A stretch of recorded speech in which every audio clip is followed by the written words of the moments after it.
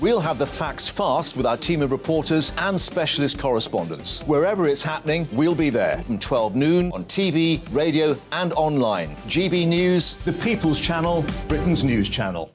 I'm Andrew Doyle. Join me at 7 o'clock every Sunday night for Free Speech Nation, the show where I tackle the week's biggest stories in politics and current affairs with the help of my 2 comedian panellists and a variety of special guests. Free Speech Nation, Sunday nights from 7 on GB News, the People's Channel, Britain's news channel. I'm Michael Portillo. Join me on GB News on a Sunday morning for topical discussion, debate, arts and culture, and sometimes even some ethical dilemmas. I don't always agree with you, Michael. Michael Portillo, Sundays on GB News, the People's Channel, Britain's news channel.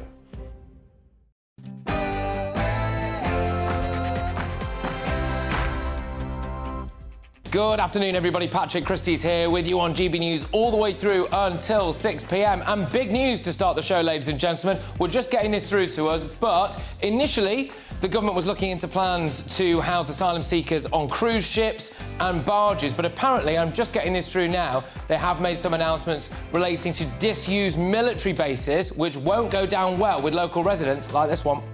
Safety, massive safety risk, because you want to put 1,500 single males on here with us as residents who have our children.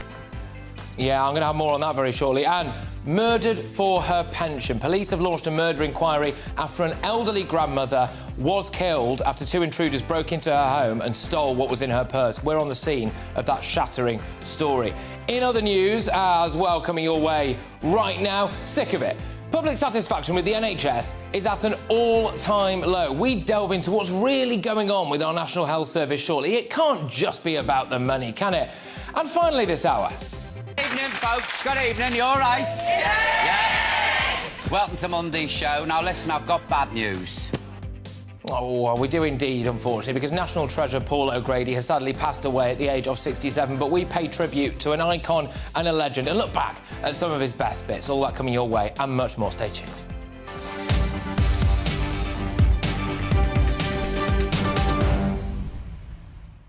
Yes, get those emails coming in thick and fast. gbviews@gbnews.uk. Like I said, we're about to give you some big breaking news on the migrant crisis. It looks as though more military sites are going to be used now by the government to house these people. What do you make of that? Would you prefer them to be on cruise ships or offshore? That's the question today. Onshore or offshore for asylum seekers. gbviews@gbnews.uk. But right now, it's your headlines.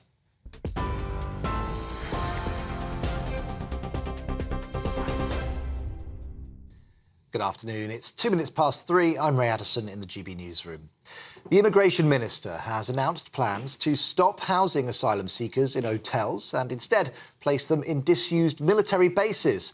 Admitting that the use of hotels has, quote, harmed some towns, Robert Jenrick said migrants will now be placed in sites in Essex, Lincolnshire and East Sussex. The accommodation will be guarded by 24-hour security and meet migrants' quote, essential living needs and nothing more. As an incentive to local councils, the government will provide a new funding package to accept refugees. These hotels take valuable assets from communities and place pressures on local public services.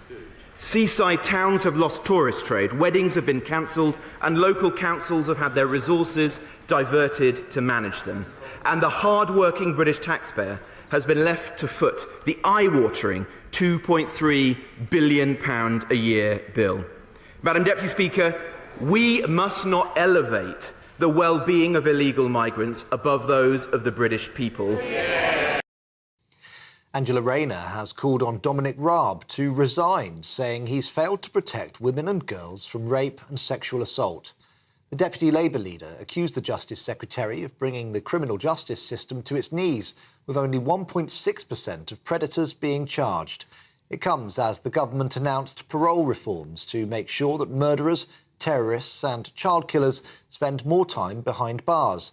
Ms Rayner accused Mr Raab of leaving the door open to antisocial behaviour due to a lack of neighbourhood policing. Things are going, and reports are to be believed, this might be your last PMQs. So let's look at the highlights. A criminal justice on its knees, the largest court backlog on record, rape victims waiting for justice, and through it all, he managed to rack up 24 formal complaints from his own civil servants. So can he say today, will he walk before he's pushed? Let me tell the Right Honourable Lady what we've been doing, what I've been doing this week. We've delivered new legislation to support the victims of crime, including rape, and to protect the public. We've delivered a plan to stamp out antisocial behaviour, and we've supported families with their energy bills. What's she done? What have the Labour front bench done? They tried to block our small boats bill, and that's the difference between them and us. We deliver for Britain. She likes to play her political games. The Chancellor has been facing questions by the Treasury Select Committee over his spring budget. Jeremy Hunt says the unexpected increase in inflation last month shows there can be no complacency about rising prices. When asked about the mini-budget, which caused market chaos, he said wrong decisions had been made. There were some mistakes in the mini-budget which we had to reverse, and in particular I think it's clear you can't fund tax cuts through increased borrowing, so that is a clear thing that we changed course on. The General Secretary of Unison has told GB News if their members reject the government's latest pay offer, strikes will continue. Speaking exclusively to Gloria De Piero, Christina McAnay said they're recommending that their workers accept the deal and they should have a decision by the middle of April. And you can watch the full interview here on GB News on Sunday at 6 p.m. We think there is enough here to go out and say to our people who are members of Unison, who, as you said, are the cleaners, the nurses, the paramedics, the occupational therapists, all the groups that we cover, that actually it will be their decision whether they accept it or not. So we're out for consultation just now. We'll have the result by the middle of April. If they accept it, that's the deal that's done. If they don't accept it, then we've paused our strikes, so we would restart them. Well, away from politics, the jury in the trial of the murder of 9-year-old Olivia Pratt-Corbell has gone out to deliberate. 34-year-old Thomas Cashman has been accused of shooting the schoolgirl in her home in Liverpool last August. Her mother was also injured. Cashman says at the time of the shooting, he was at a friend's house counting money and smoking cannabis. He denies the allegations. Mourners, including the Prime Minister and the leader of the Labour Party, Keir Starmer, have gathered to pay their last respects to Baroness Betty Boothroyd. The former Labour MP died last month, aged 93. She was the first and only woman so far to be elected Speaker of the House of Commons. The Liberal Democrats have launched their local election campaign, saying they're targeting Tory voters who feel betrayed by the government. Arriving in Hemel Hempstead in a tractor, Sir Ed Davey said heavy machinery will be required to clean up the mess left by the Tories. The Lib Dem leader said lifelong Conservatives are saying they'll never vote for the party again after they, quote, crashed the economy. And the King and Queen Consort have been welcomed with full military honours at the Brandenburg Gate in Germany. During their state visit, the pair will also attend a banquet hosted by Germany's president later. It's Charles and Camilla's first foreign visit as heads of the royal family, but it's the King's 29th trip to Germany. The royal couple were previously scheduled to visit France this week, but that trip was postponed due to nationwide protests over pension reform. OK, this is GB News. We'll bring you more as it happens. Now let's get straight back to Patrick.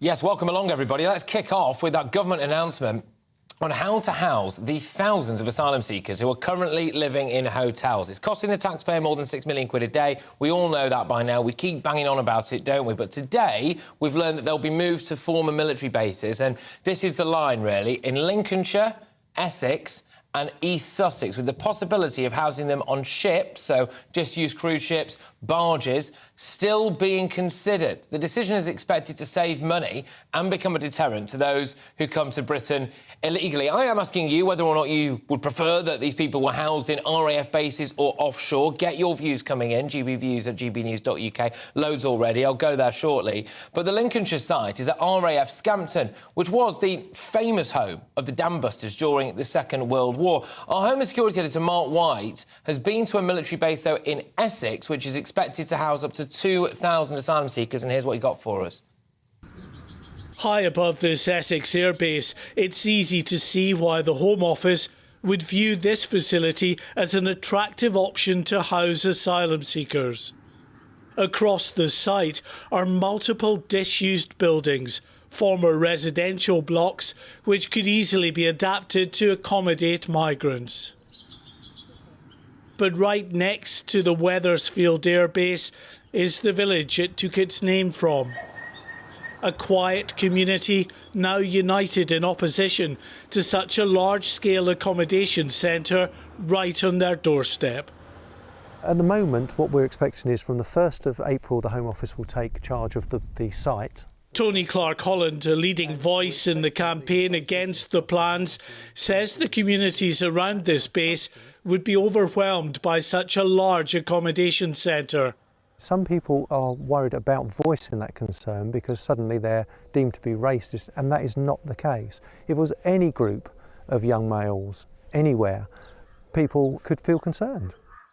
The strain that would put on the local communities and local services. There's no facilities here. Obviously, if they needed anything, whether it's medical, emergency, we're just miles from anywhere.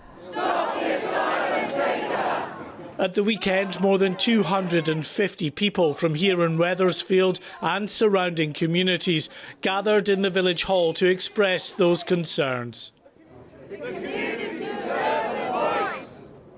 The local council revealed it plans to seek a High Court injunction to halt any attempt to use the base for asylum seekers.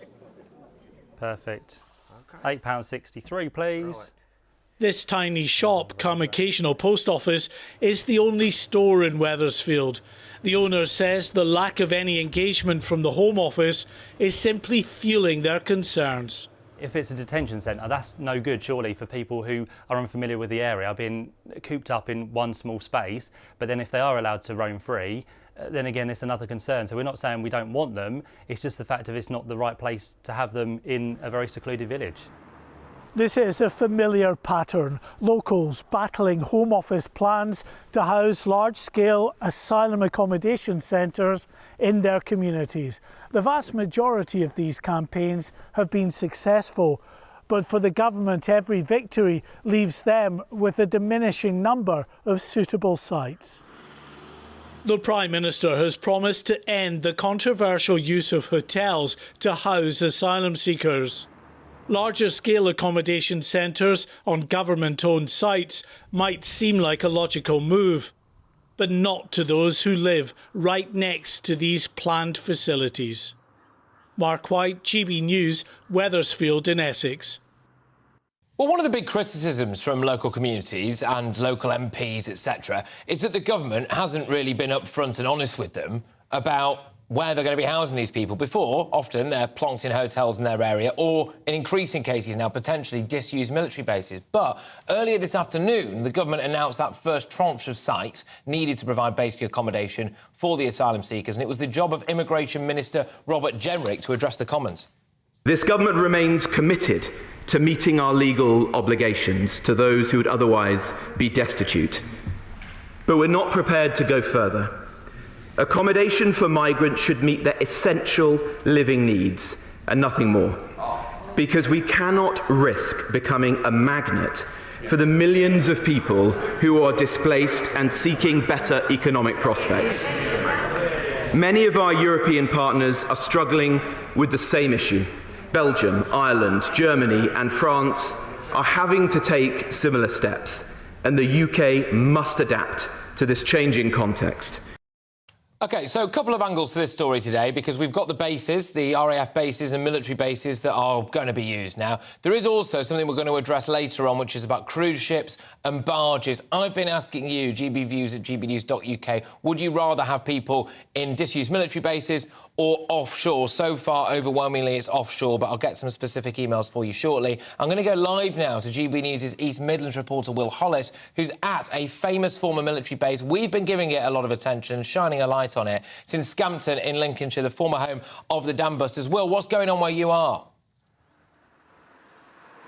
Yeah, good afternoon, Patrick. Yeah, this is just outside the Dam Busters Inn, which is the local pub here in Scampton Village. If you went maybe 100 metres behind it, you'd find yourself in the middle of that RAF base that has such a lot of history and is celebrating its 80th anniversary since that Dam Busters raid. But of course, nobody's really talking about that right now in Scampton. It's because everybody is talking about the news today that Robert Jenrick has been announcing that Scampton is one of 4 different bases that are going to be used to house asylum seekers. Here in Scampton, it's expected to be around 1,500 asylum seekers that are going to be housed in so-called temporary accommodation on that RAF base. And people here are certainly quite worried from the conversations that I've been having, but people also feel a little bit torn because they do want to make sure that people fleeing war are protected and given the right sorts of aid that they might need if they are fleeing those places and find themselves on Britain's shores. But the real question is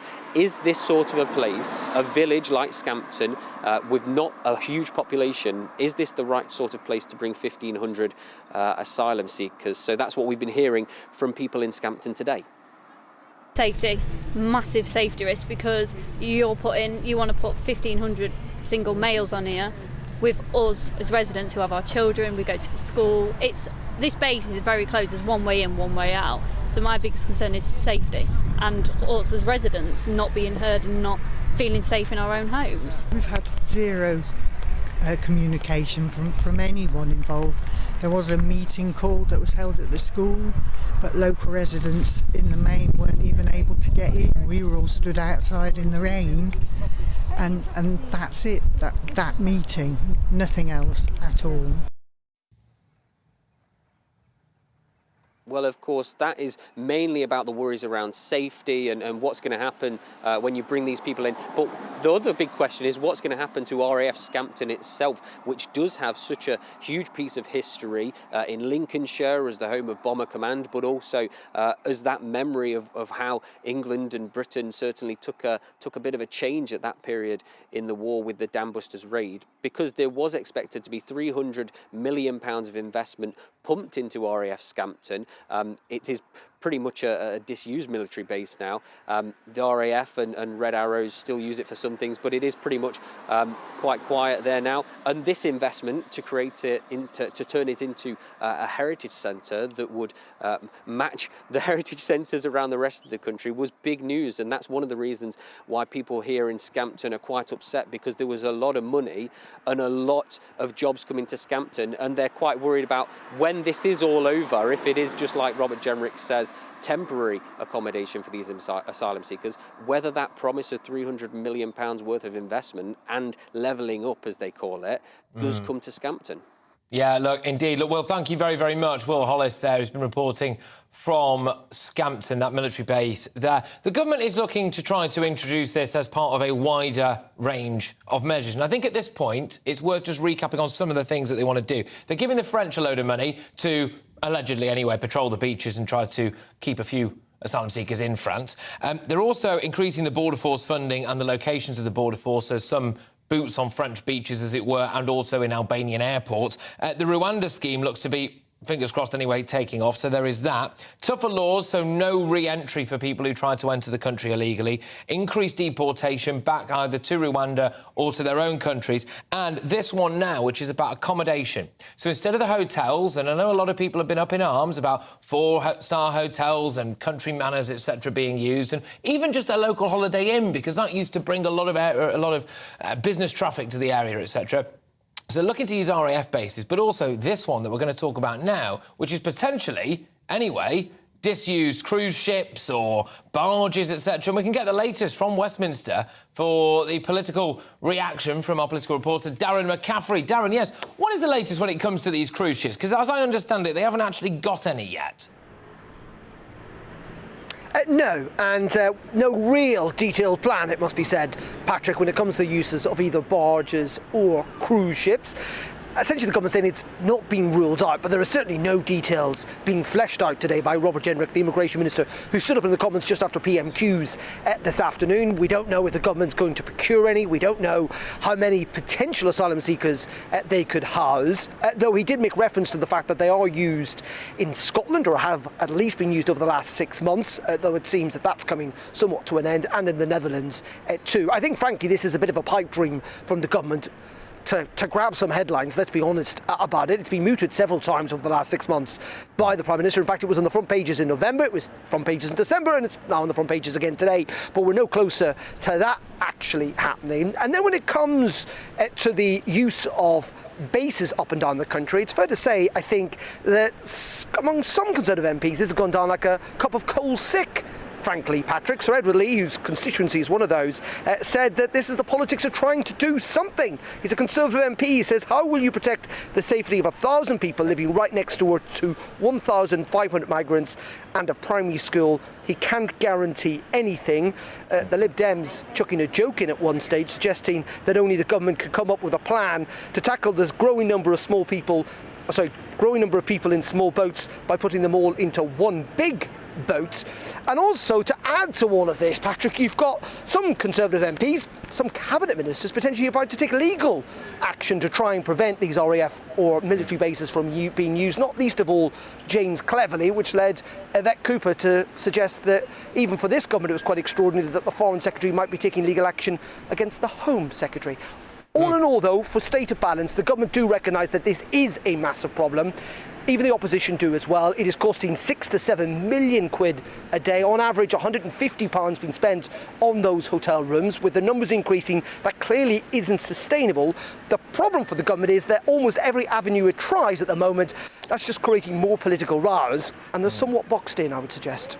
Darren, thank you very much. Darren McCaffrey, our political editor, just reporting to us from Westminster. I'm going to move it on from this now, but keep your views coming in thick and fast. gbviews@gbnews.uk is that email address. I'm asking whether or not you'd prefer people to be housed onshore or offshore. But I'm moving on to this story, and it's absolutely horrendous. The police are investigating the murder of an 82-year-old woman who died after masked robbers burst into her home and knocked her to the ground. Joy Middleditch was found in a serious condition at her home in Suffolk on Saturday. She sadly died in hospital on Monday morning, and the headlines have been, was she murdered for her pension? To give us more detail on this now is GB News' national reporter, Paul Hawkins, who's at the scene. Paul, what's the latest, please?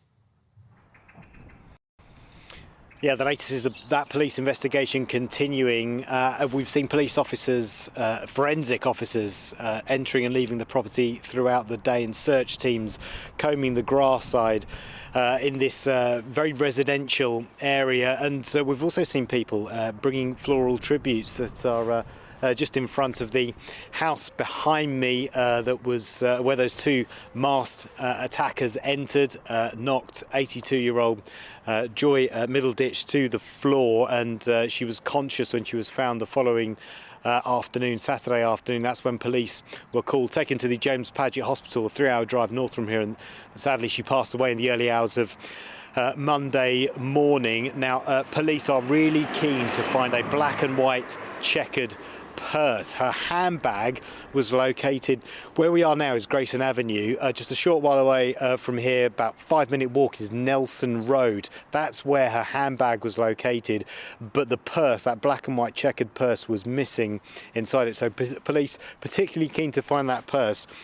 They're also asking for anyone with CCTV footage or doorbell cameras to get in contact either via ringing 101 or via Crime Stoppers if they want to remain anonymous. And they're also asking for drivers with dash cam footage that were driving in the vicinity of the B1532 London Road at South Lowestoft between 6 p.m. on Friday and 7 a.m. on Saturday morning to get in touch, because they're saying that someone must have seen something, someone must have caught some footage, maybe those two masked men carrying a lady's handbag as they left the property behind me. Now, I've spoken to Chief Inspector Sarsfield Donoghue from Suffolk Police. He says that this kind of attack is exceptionally rare for this immediate area in Lowestoft, but really for the whole of Suffolk, and that is why it has spooked a lot of people around here. But the community has come together. There have been local donations of sort of door chains and CCTV cameras to try and reassure the vulnerable people around here, elderly people around here that are worried that this sort of attack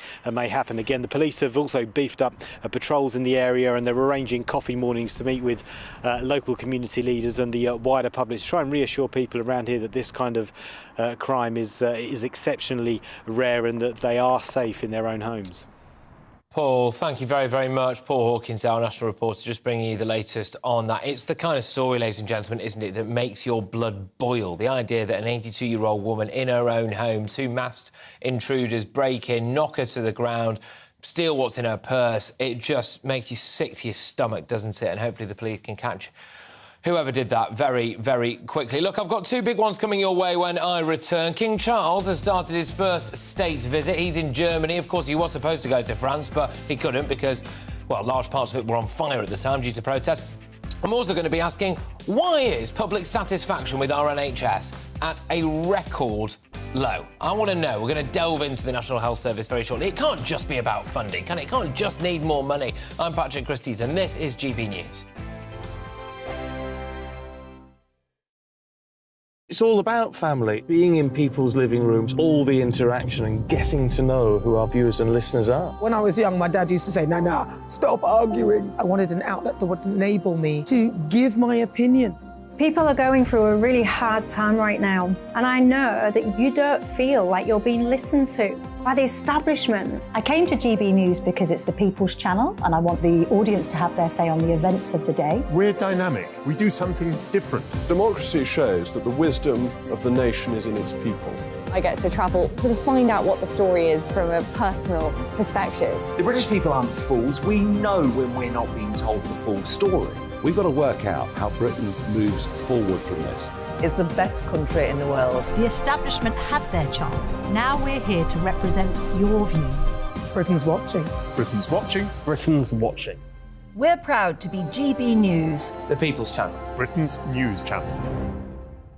Hello, I'm Michelle Dewberry, and you can join me every weekday 6 till 7 on Jubes and Kerr. You're an inspiration to us all. Clip that bit up. Well, you are. That's my ringtone. My political ambitions those days are gone, I can tell you. She's only teasing. Go on. He's probably going to want to lay down now. I'll give him 2 minutes to have one. Let's respectfully disagree. That's what we like on Jubes and Kerr. Come and join us. GB News, the People's Channel.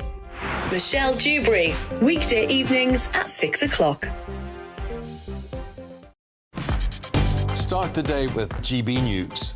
We catch up on all the big stories you didn't hear the night before. And take a look at what the world's talking about this morning. That's right, Monday to Thursdays from 6 o'clock. It's Breakfast with Eamon and Isabel. Straight after breakfast, join us, Bev Turner and Andrew Pearce. We're going to take you through till noon. We'll be tackling the big topics of the day, including the things that the other channels just won't talk about. If it's happening here. Wake up to mornings on GB News, the People's Channel. Britain's news channel. I'm Simon Evans. Join me on GB News for Headliners at 11 p.m. What's the scoop? I'll be joined by two of the country's top comedians. That's right. As we take a look at tomorrow's newspapers tonight. We're going to get into trouble. If it's a big story, we'll be covering it. Spill some tea on him. There we go. But we'll also have some fun. I wouldn't stick up a bank. My father didn't love me. So anyway. Headliners every night from 11 on GB News, the People's Channel, Britain's news channel. We've got a brand new lineup every Saturday night on GB News. From 6 p.m, I'll give you my unique take on the world today. Then at 7, it's me, Calvin Robinson, with my Common Sense Crusade. New to GB News is the Saturday 5. 5 times the opinion. Join us every Saturday from 8 p.m. as we debate the week's stories. With us 4, plus a special guest. And at 9, of course, it's Mark Dolan Tonight. Brand new Saturday nights on GB News, Britain's news channel.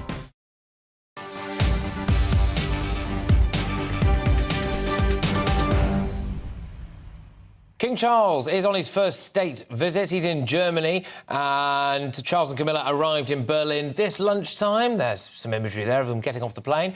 They had been due to go to France, but as we all know, that trip was postponed last week because of the violent protest across the country. We can cross live now to our royal reporter, Cameron Walker, who is in Berlin for us. Cameron, you were in Poland a week or so ago, now you're in Berlin. Again, I think I'm in the wrong job here, trapped in our studios. But go on, what's going on where you are?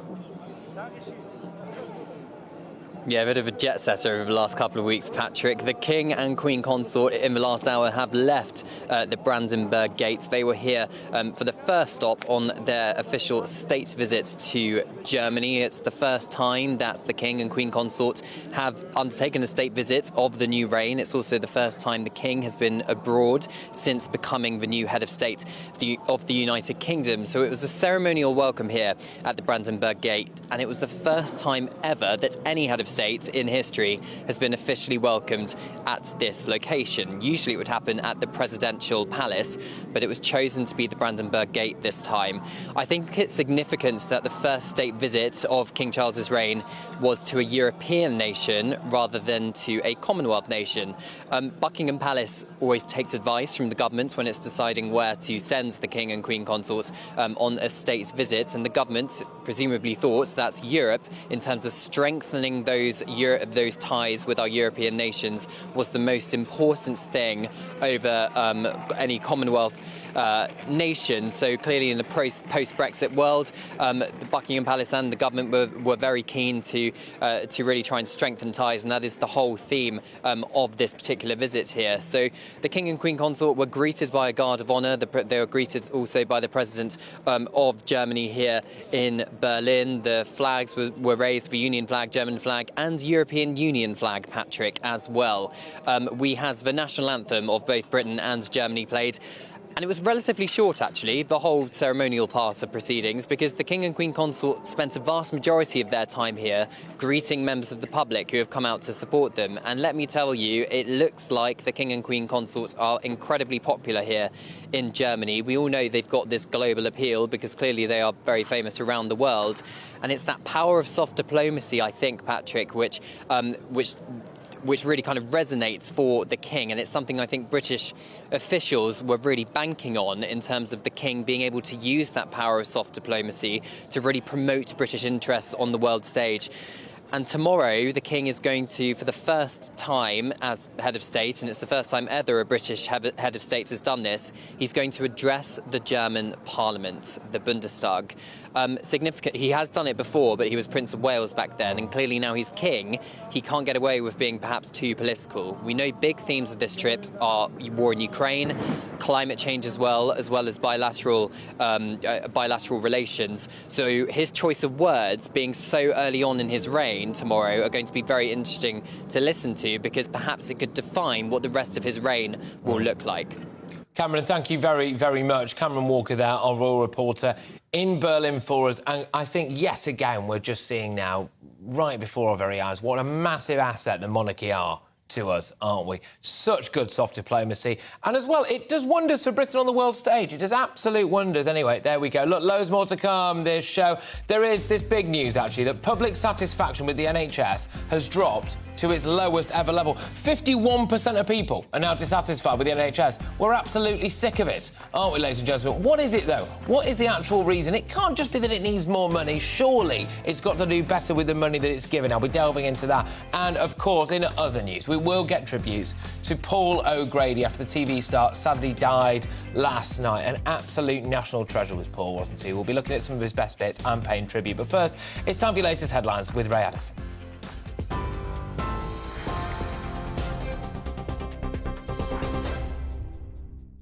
Thanks, Patrick. It's 32 minutes past 3. Here's the latest.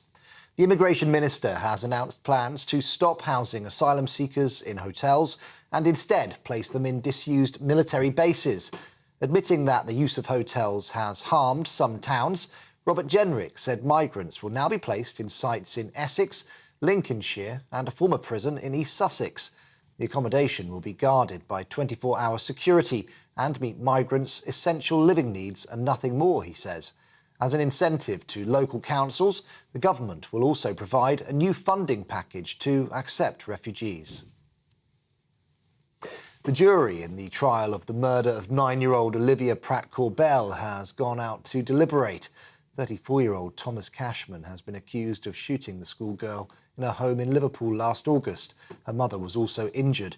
He denies all of the allegations. The General Secretary of Unison has told GB News if their members reject the government's latest pay offer, the strikes will continue.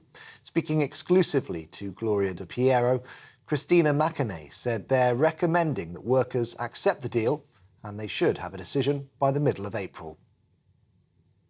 We think there is enough here to go out and say to our people who are members of Unison, who, as you said, are the cleaners, the nurses, the paramedics, the occupational therapists, all the groups that we cover, that actually it will be their decision whether they accept it or not. So we're out for consultation just now.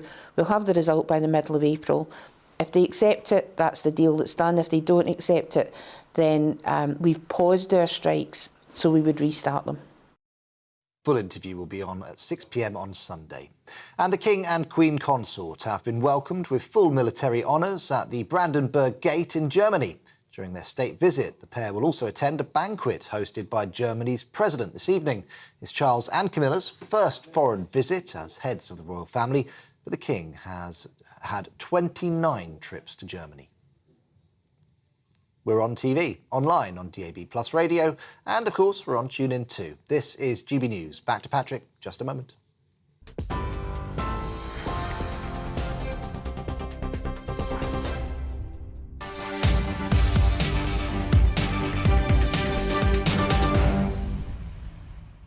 Now, to a worrying story, OK, and it's the huge rise in dog attacks in recent years. A recent investigation found that attacks in England and Wales have increased by more than a third in the last 5 years. And it just got me thinking, why? What's going on? It comes after more than 3 million households bought a pet in the 12 months from March 2020.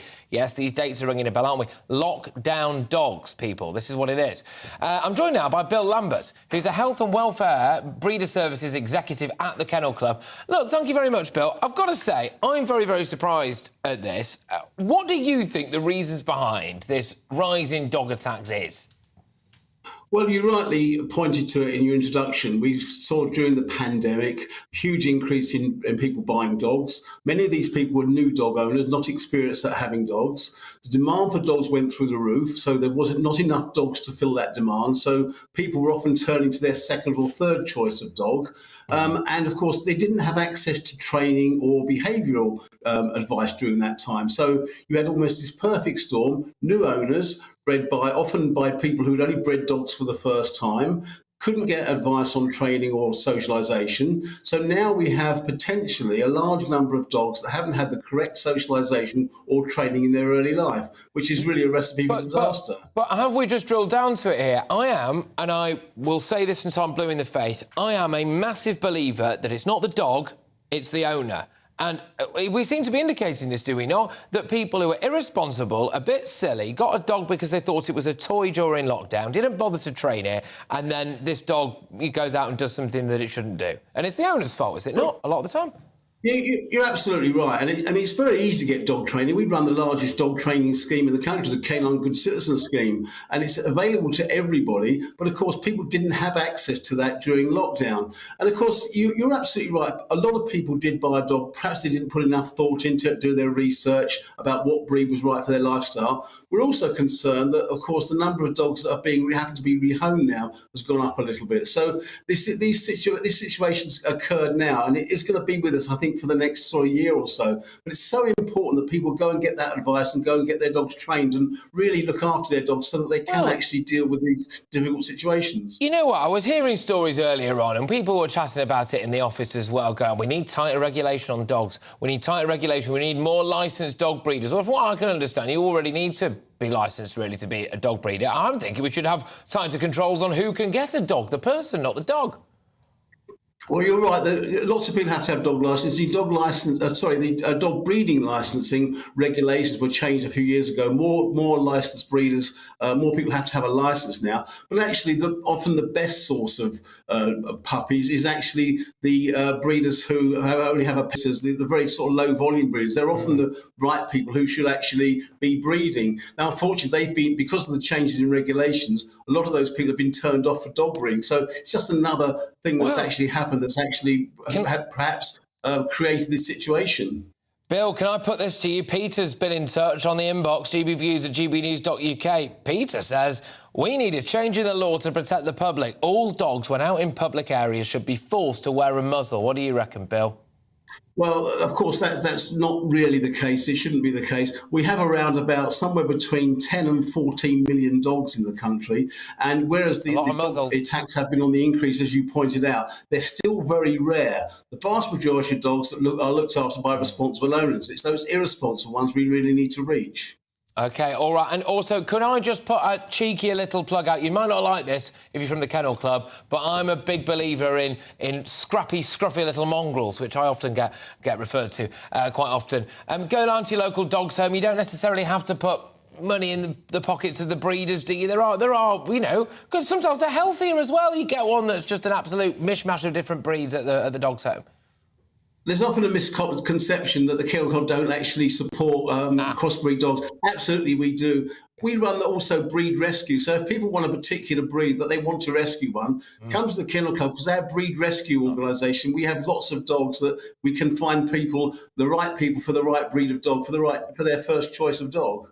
There you go. Look, Bill, thank you very much. Bill Lambert there is a Health and Welfare Breeder Services executive at the Kennel Club. I will not be moved on this, people. I think it's the fault of the owners and not the dog, with very, very few exceptions. You know, if people think that dogs are just toys and they don't bother to train them and then they get the biggest dog possible, how often do you see it? Or they went down to the local pound or whatever and bought this absolutely massive dog and then they leave it alone with their 2-year-old kid 2 days after getting it and you wonder what happens, you know. Absolutely disgraceful. Anyway, moving on. Patient satisfaction with the NHS is at an all-time low. According to a major news survey, I am convinced that pretty much every family in the UK, whilst they will have some good things to say about the NHS, will also have an NHS horror story. And I want to find out why. I'm Patrick Christys and this is GB News.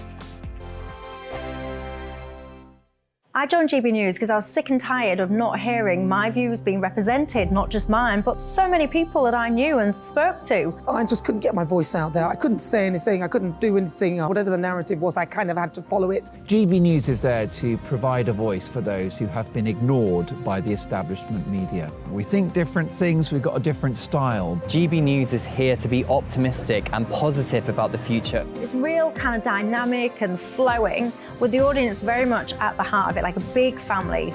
Here at GB News, we talk about the things that matter to you. Hearing the voices from right across our towns and cities, especially our towns. All sides of the argument represented with a heavy dose of opinion. We're on a mission here to make a difference. And the GB News family really is here for you, and whatever time of day you can watch or listen. Britain's watching. Britain's watching. We're proud to be GB News. The People's Channel. Britain's news channel. Hello, I'm Michelle Dewberry and you can join me every weekday 6 till 7 on Jubes and Kerr. You're an inspiration to us all. Click that bit up. Well, you are. That's my ringtone. My political ambitions those days are gone, I can tell you. She's only teasing. Go on. He's probably going to want to lay down now. I'll give him 2 minutes to have one. Let's respectfully disagree. That's what we like on Jubes and Kerr. Come and join us. GB News, the People's Channel. Michelle Dewberry, weekday evenings at 6 o'clock. Westminster is going around in ever-decreasing circles, followed by the media. Britain is broken. How on earth did we get into this mess? But more importantly, how do we get out of it? Join me at 7 p.m, Mondays to Thursdays on Farage, here on GB News. We will have open, rational debate. We've got to work out how Britain moves forward from this. Join us here on GB News, the People's Channel. Britain is watching.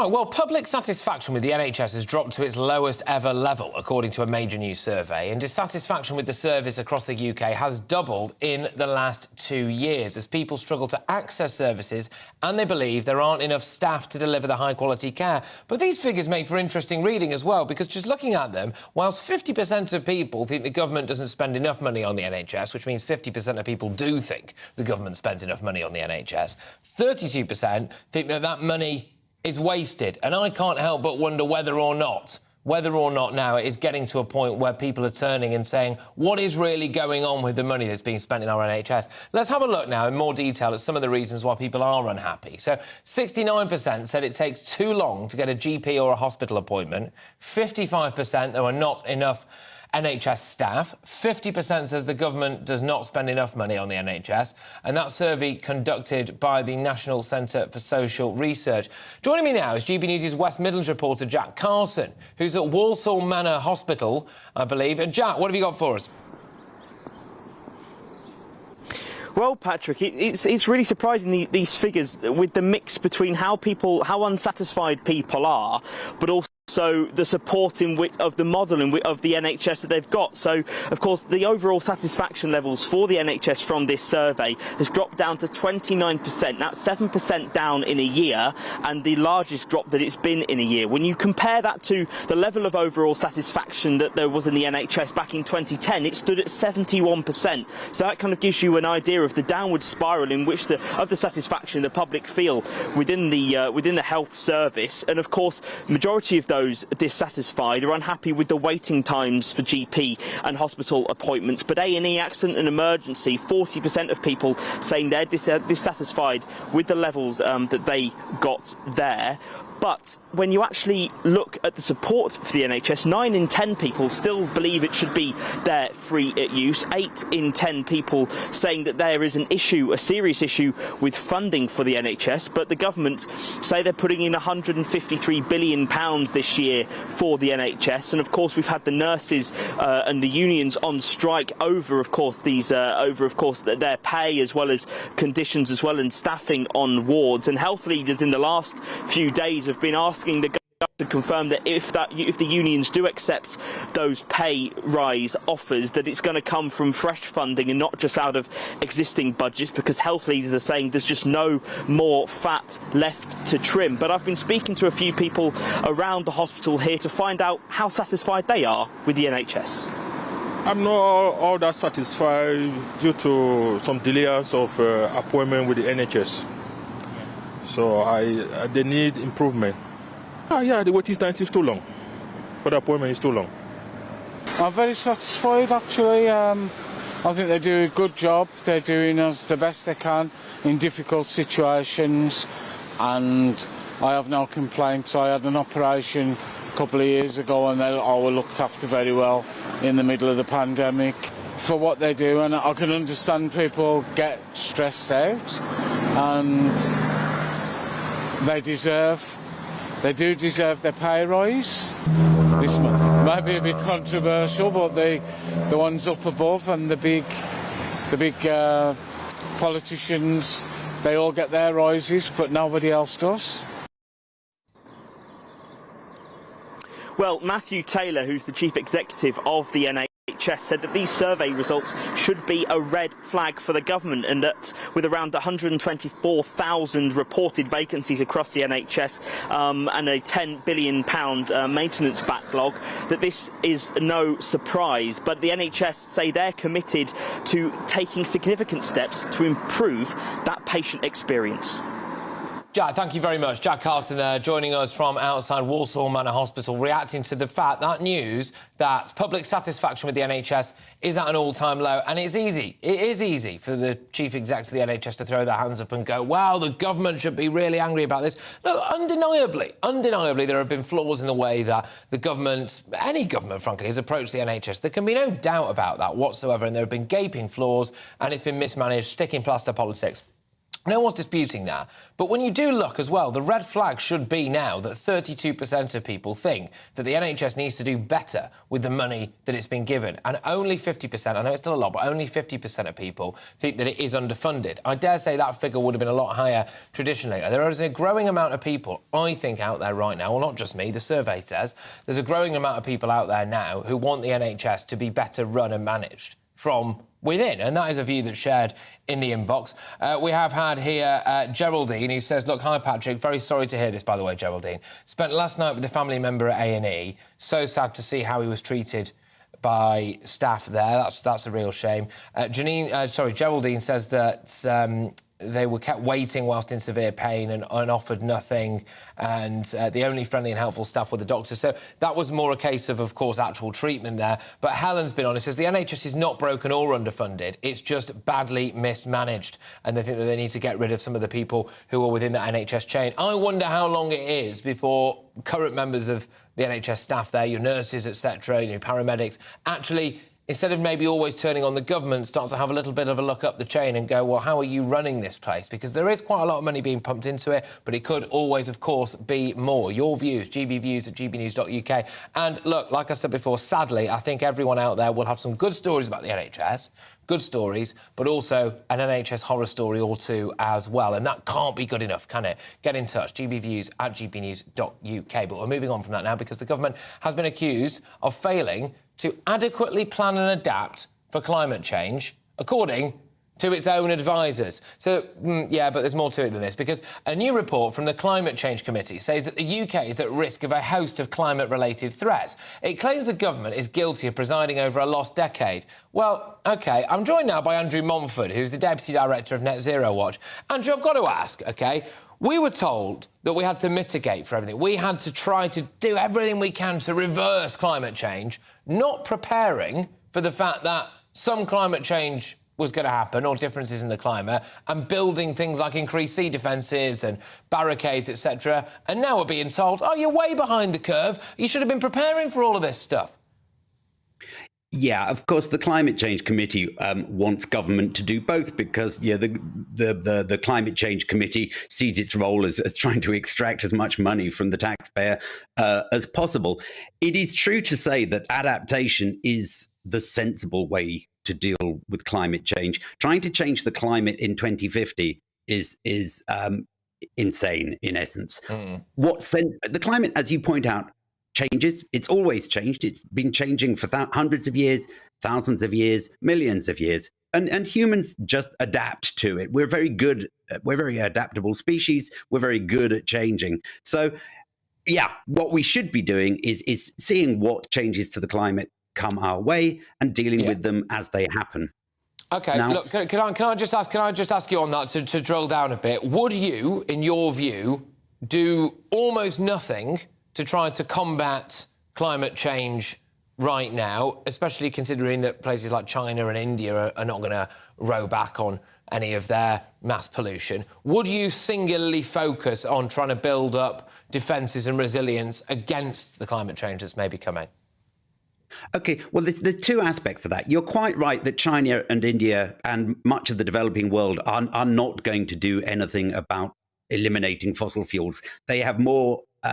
They have greater priorities. They are trying to get their people out of poverty. So they're going to carry on. So that makes trying to mitigate climate change a bit of a nonsense.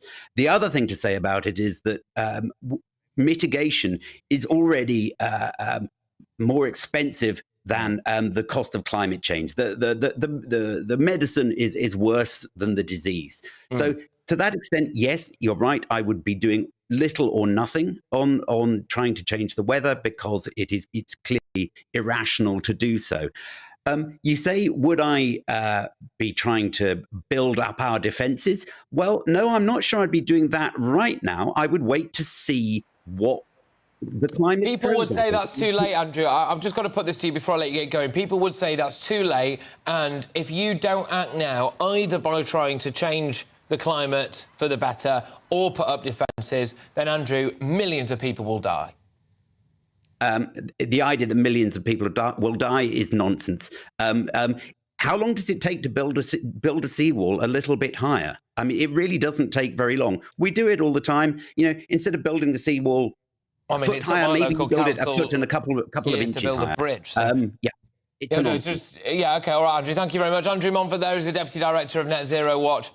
Thank you very much for bringing us the latest, that basically we are shockingly unprepared for any kind of climate disaster. What do you make it, ladies and gents? Would you rather spend money now trying to combat climate change, this net zero agenda, electric cars and all of this stuff, or would you rather that we pumped a load of money into things like sea defences, etc.? Maybe it's not quite as black and white as that, but I want to know your views on it either way. But now to some very sad news, because tributes are being paid to the TV presenter and comedian, national treasure really, Paul O'Grady, who died unexpectedly last night at the age of 67. During his career, the entertainer was known for his drag persona Lily Savage, as well as hosting the Paul O'Grady show Blind Date Blankety Blank, for which he won numerous accolades, including a TV BAFTA and a National Television Award. He was also a long-time advocate for animals, hosting ITV's multi-award-winning series For the Love of Dogs and acting as an ambassador for Battersea Dogs and Cats Home, as shown in this short clip. It's been an extraordinary few months for our dogs.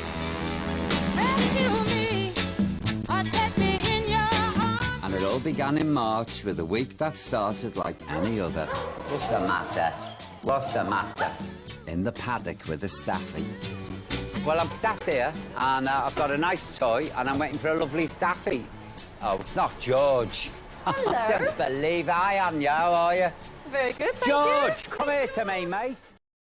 Can I wholeheartedly recommend to everybody to go out and read Paul O'Grady's autobiography, because it is fascinating, including the fact that he was actually quite a keen amateur boxer. So there are a couple of people out there who will be walking the streets now who have been beaten up by Lily Savage after getting a bit lippy on the streets, which I think is fantastic fun. Kate Banks joins me now. He's a showbiz journalist. Katie, it was a sad day, this, isn't it? But it is a life very much worth celebrating. Yeah, I mean, Paul was an absolutely incredible character. He had a career that spanned over 30 years. He hosted chat shows. He was a stand-up comic. His drag act was pioneering, started in the 70s. And it's a really sad day because he was a national treasure and people felt really close to him because he was such a warm character. Yeah, indeed. So what's some of your greatest memories of Paul? Because a lot of people can just do little bits of the media and broadcasting, but, I mean, he did it all. It was TV, he was on the stage, he did radio as well, he did panto all the time, he did chat shows, he did talk shows, he did all sorts of different things, didn't he? He could do it all. I have to say, he was a complete king of showbiz, and I think he had so much respect throughout the industry. But whenever I interviewed him, he always focused more on the fact that he loved the simple life, and he had a farm out in Kent, and he absolutely loved just being with his animals. And he said he used to walk around barefoot like a hobbit and just enjoy maybe time. He had a bit of a double life. He had all the showbiz sort of like connections. He mixed with royalty and A-listers. But then he also loved just being with his husband and taking a break from all of that. And I think he was a really nice, genuine person, and that's why he was so successful. Yeah, indeed. And it was a surprise, wasn't it, that he passed away? Unless I missed something, I don't think we were expecting it, were we? No, it was a real surprise, but people had spoken to him, his friends, the day before and said he was perfectly fine. But he had problems with his health in the past. He'd already suffered from 2 heart attacks. So it was a massive surprise, even though he'd battled his health in the past. And so sad because he was so young at 67. OK, and just finally, Katie, what do you think, out of everything, will be the thing that he's most remembered for? Well, I think he'll be remembered for his love of the animals, but Lily Savage, his drag act, will be remembered forever because people talk about RuPaul's Drag Race, but he was the original drag act. And I think the fact that he started that so many years ago and that character captured so many hearts, I think he'll always be remembered for that.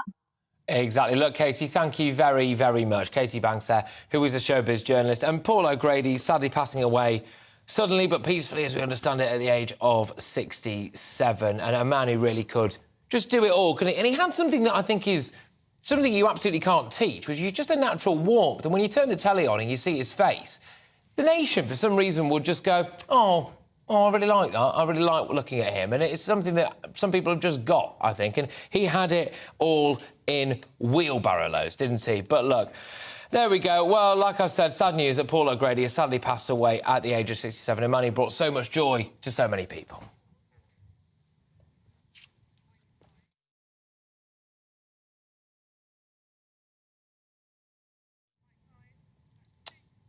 OK, well, yes, there we go. Look, we'll continue to play you some of Paul O'Grady's best bits throughout the course of this show and pay tribute to him as well. But I'm just going to give you a little bit of a tease as to what I've got coming up for the remainder of the show, because more than £6 million a day to put asylum seekers up in hotels. Now the government has announced details of a new plan to tackle the migrant crisis. It could involve something offshore. But big news for the people of Essex and Lincolnshire and one other part of the UK as well. I'm Patrick Christys and this is GB News.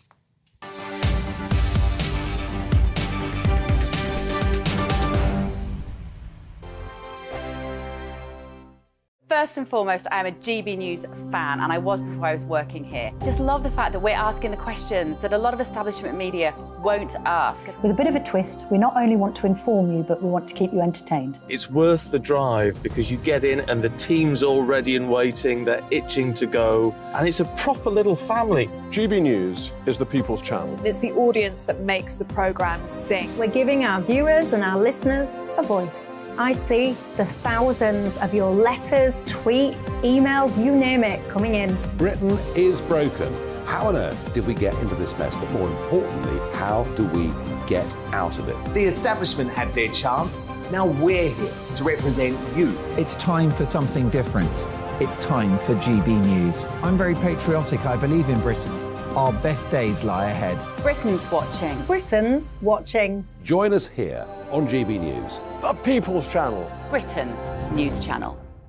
Monday to Thursday, 9 p.m. till 11 p.m. Join me, Dan Wootton. I'll bring you the sharpest takes and hottest debates. Do you not believe in prison? I don't believe in prisons. I'm completely stunned. I guarantee you there'll be no spin, no bias, no censorship. I actually was personally quite offended by it. And no reason to go to bed. So I guess they've always been quite woke. That's Dan Wootton tonight on TV, radio and online. Monday to Thursday from 9 p.m. till 11 p.m. on GB News. The People's Channel, Britain's news channel. I'm Simon Evans. Join me on GB News for Headliners at 11 p.m. What's the scoop? I'll be joined by two of the country's top comedians. That's right. As we take a look at tomorrow's newspapers tonight. We're going to get into trouble. If it's a big story, we'll be covering it. Spill some tea on him. There we go. But we'll also have some fun. I wouldn't stick up a bank. My father didn't love me. So anyway. Headliners every night from 11 on GB News, the People's Channel, Britain's news channel.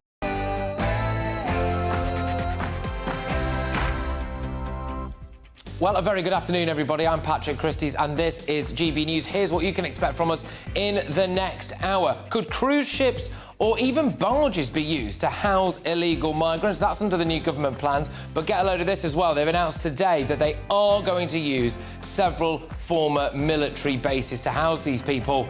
That will anger some local residents. Safety, massive safety risk, because you want to put 1,500 single males on here with us as residents who have our children. Yeah, absolutely. And was she murdered for her pension? The police have launched a murder investigation after an elderly grandmother was knocked over and robbed in her own home for the contents of her purse. Shocking case. We're at the scene of that. We'll bring that all to you very, very shortly.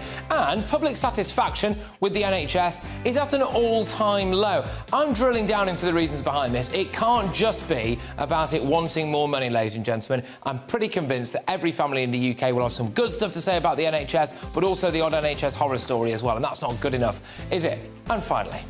Good evening, folks. Good evening. You all right? Yes. Welcome to Monday's show. Now, listen, I've got bad news. Well, we do indeed, unfortunately, because TV legend, icon, national treasure Paul O'Grady has sadly passed away at the age of 67. But, of course, we will be paying tribute to him and showing you some of his best bits as well. A man who brought laughter to so many homes. All that coming your way and much, much more.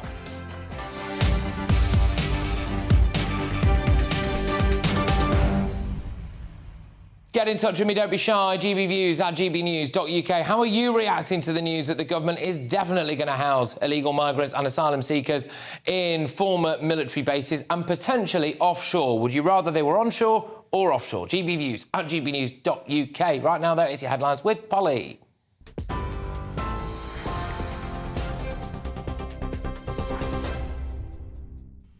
Patrick, thank you, and good afternoon to you. Our top story on GB News today. The Immigration Minister has announced plans to stop housing asylum seekers in hotels and instead place them in disused military bases. Admitting that the use of hotels had harmed some towns, Robert Jenrick said migrants will now be placed in sites in Essex, Lincolnshire and East Sussex. The accommodation will be guarded by 24-hour security and meet migrants' essential living needs and nothing more. More than 1,000 asylum seekers will also be housed at a former prison site. These hotels take valuable assets from communities and place pressures on local public services.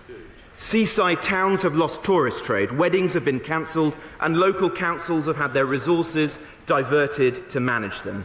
And the hard-working British taxpayer has been left to foot the eye-watering £2.3 billion a year bill. Madam Deputy Speaker, we must not elevate the well-being of illegal migrants above those of the British people. Well, the Chancellor's been facing questions by the Treasury Select Committee over his spring budget. Jeremy Hunt says the unexpected increase in inflation last month shows there can be no complacency about rising prices. When asked about the mini-budget which caused market chaos, he said wrong decisions were made. There were some mistakes in the mini-budget which we had to reverse, and in particular I think it's clear you can't fund tax cuts through increased borrowing, so that is a clear thing that we changed course on. The General Secretary of Unison has told GB News if their members reject the government's latest pay offer, strikes will continue. Speaking exclusively to Gloria De Piero, Christina Macanea said they're recommending workers accept the deal and they should have a decision by the middle of April. You can watch the full interview here on GB News on Sunday at 6 o'clock. We think there is enough here to go out and say to the people who are members of Unison, who, as you said, are the cleaners, the nurses, the paramedics, the occupational therapists, all the groups that we cover, that actually it will be their decision whether they accept it or not. So we're out for consultation just now. We'll have the result by the middle of April. If they accept it, that's the deal that's done. If they don't accept it, then we've paused our strikes, so we would restart them. Scotland's First Minister has announced his new cabinet with Shona Robinson in Finance Secretary as well as Deputy First Minister post. Humza Yousaf says Scotland's government should look like the people they represent, and he's proud to have a record number of women agreeing to serve. The 37-year-old says the appointments reflect his commitment to a radical, ambitious and progressive agenda for the country. Our immediate priority will be to tackle the cost of living crisis, to make sure we continue to invest in our public services and to progress our wellbeing economy. And that is going to be the team that is going to help me to deliver that. A number of new faces, some real energy and also a mix of experience as well in that cabinet that I hope to lead.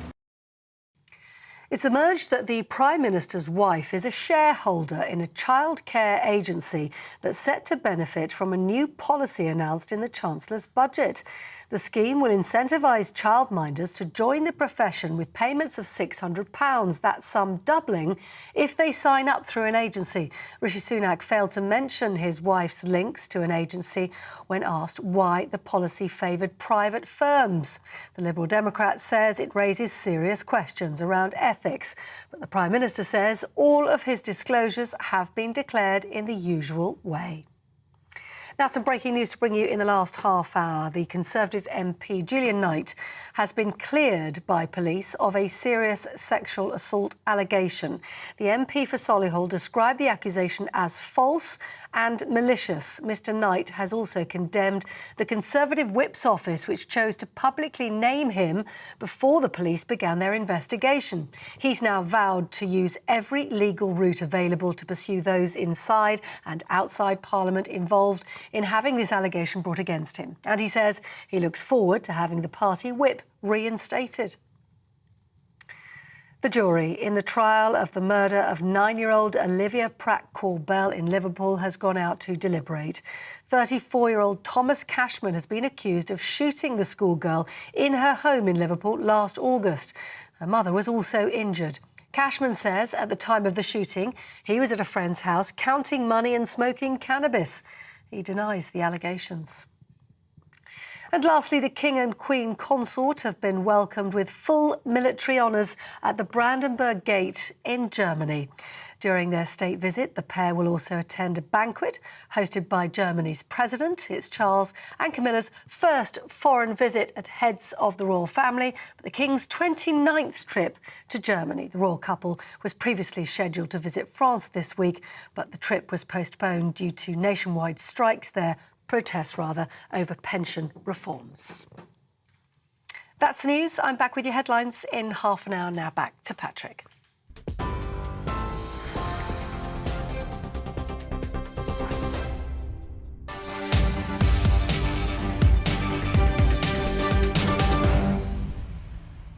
OK, welcome along. Let's kick off with that government announcement on how to house the tens of thousands of asylum seekers who are currently living in hotels, costing the taxpayer more than £6 million every single day. Well, today we've learnt a few things, actually.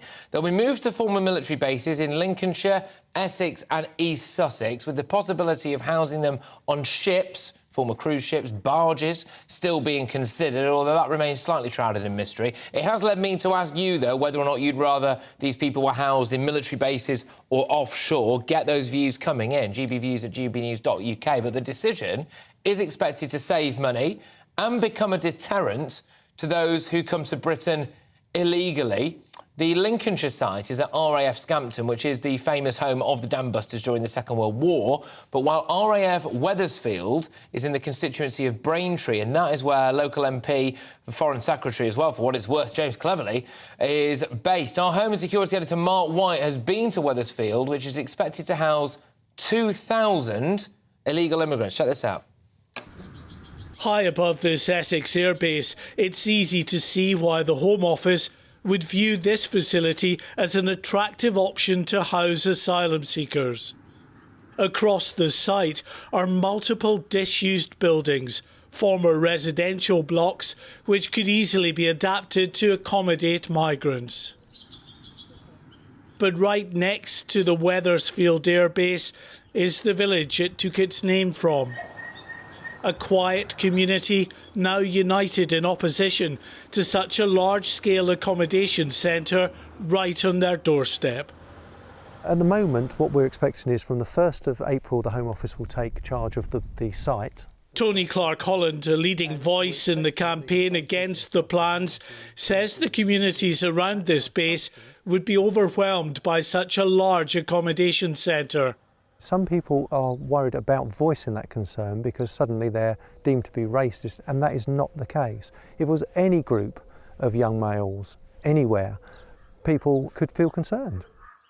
The strain that would put on the local communities and local services, there's no facilities here.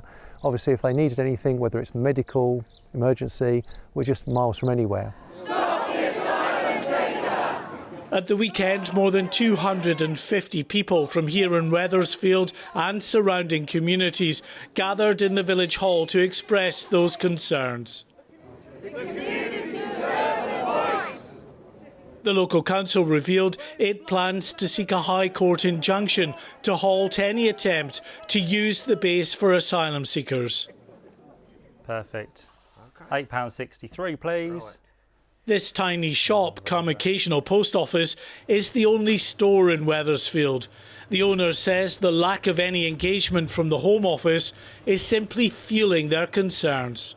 If it's a detention centre, that's no good, surely, for people who are unfamiliar with the area, being cooped up in one small space. But then if they are allowed to roam free, then again, it's another concern. So we're not saying we don't want them, it's just the fact of it's not the right place to have them in a very secluded village.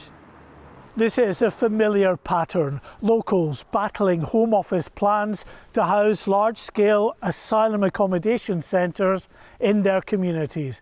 The vast majority of these campaigns have been successful, but for the government, every victory leaves them with a diminishing number of suitable sites. The Prime Minister has promised to end the controversial use of hotels to house asylum seekers. Larger scale accommodation centres on government-owned sites might seem like a logical move, but not to those who live right next to these planned facilities. Mark White, GB News, Wethersfield in Essex.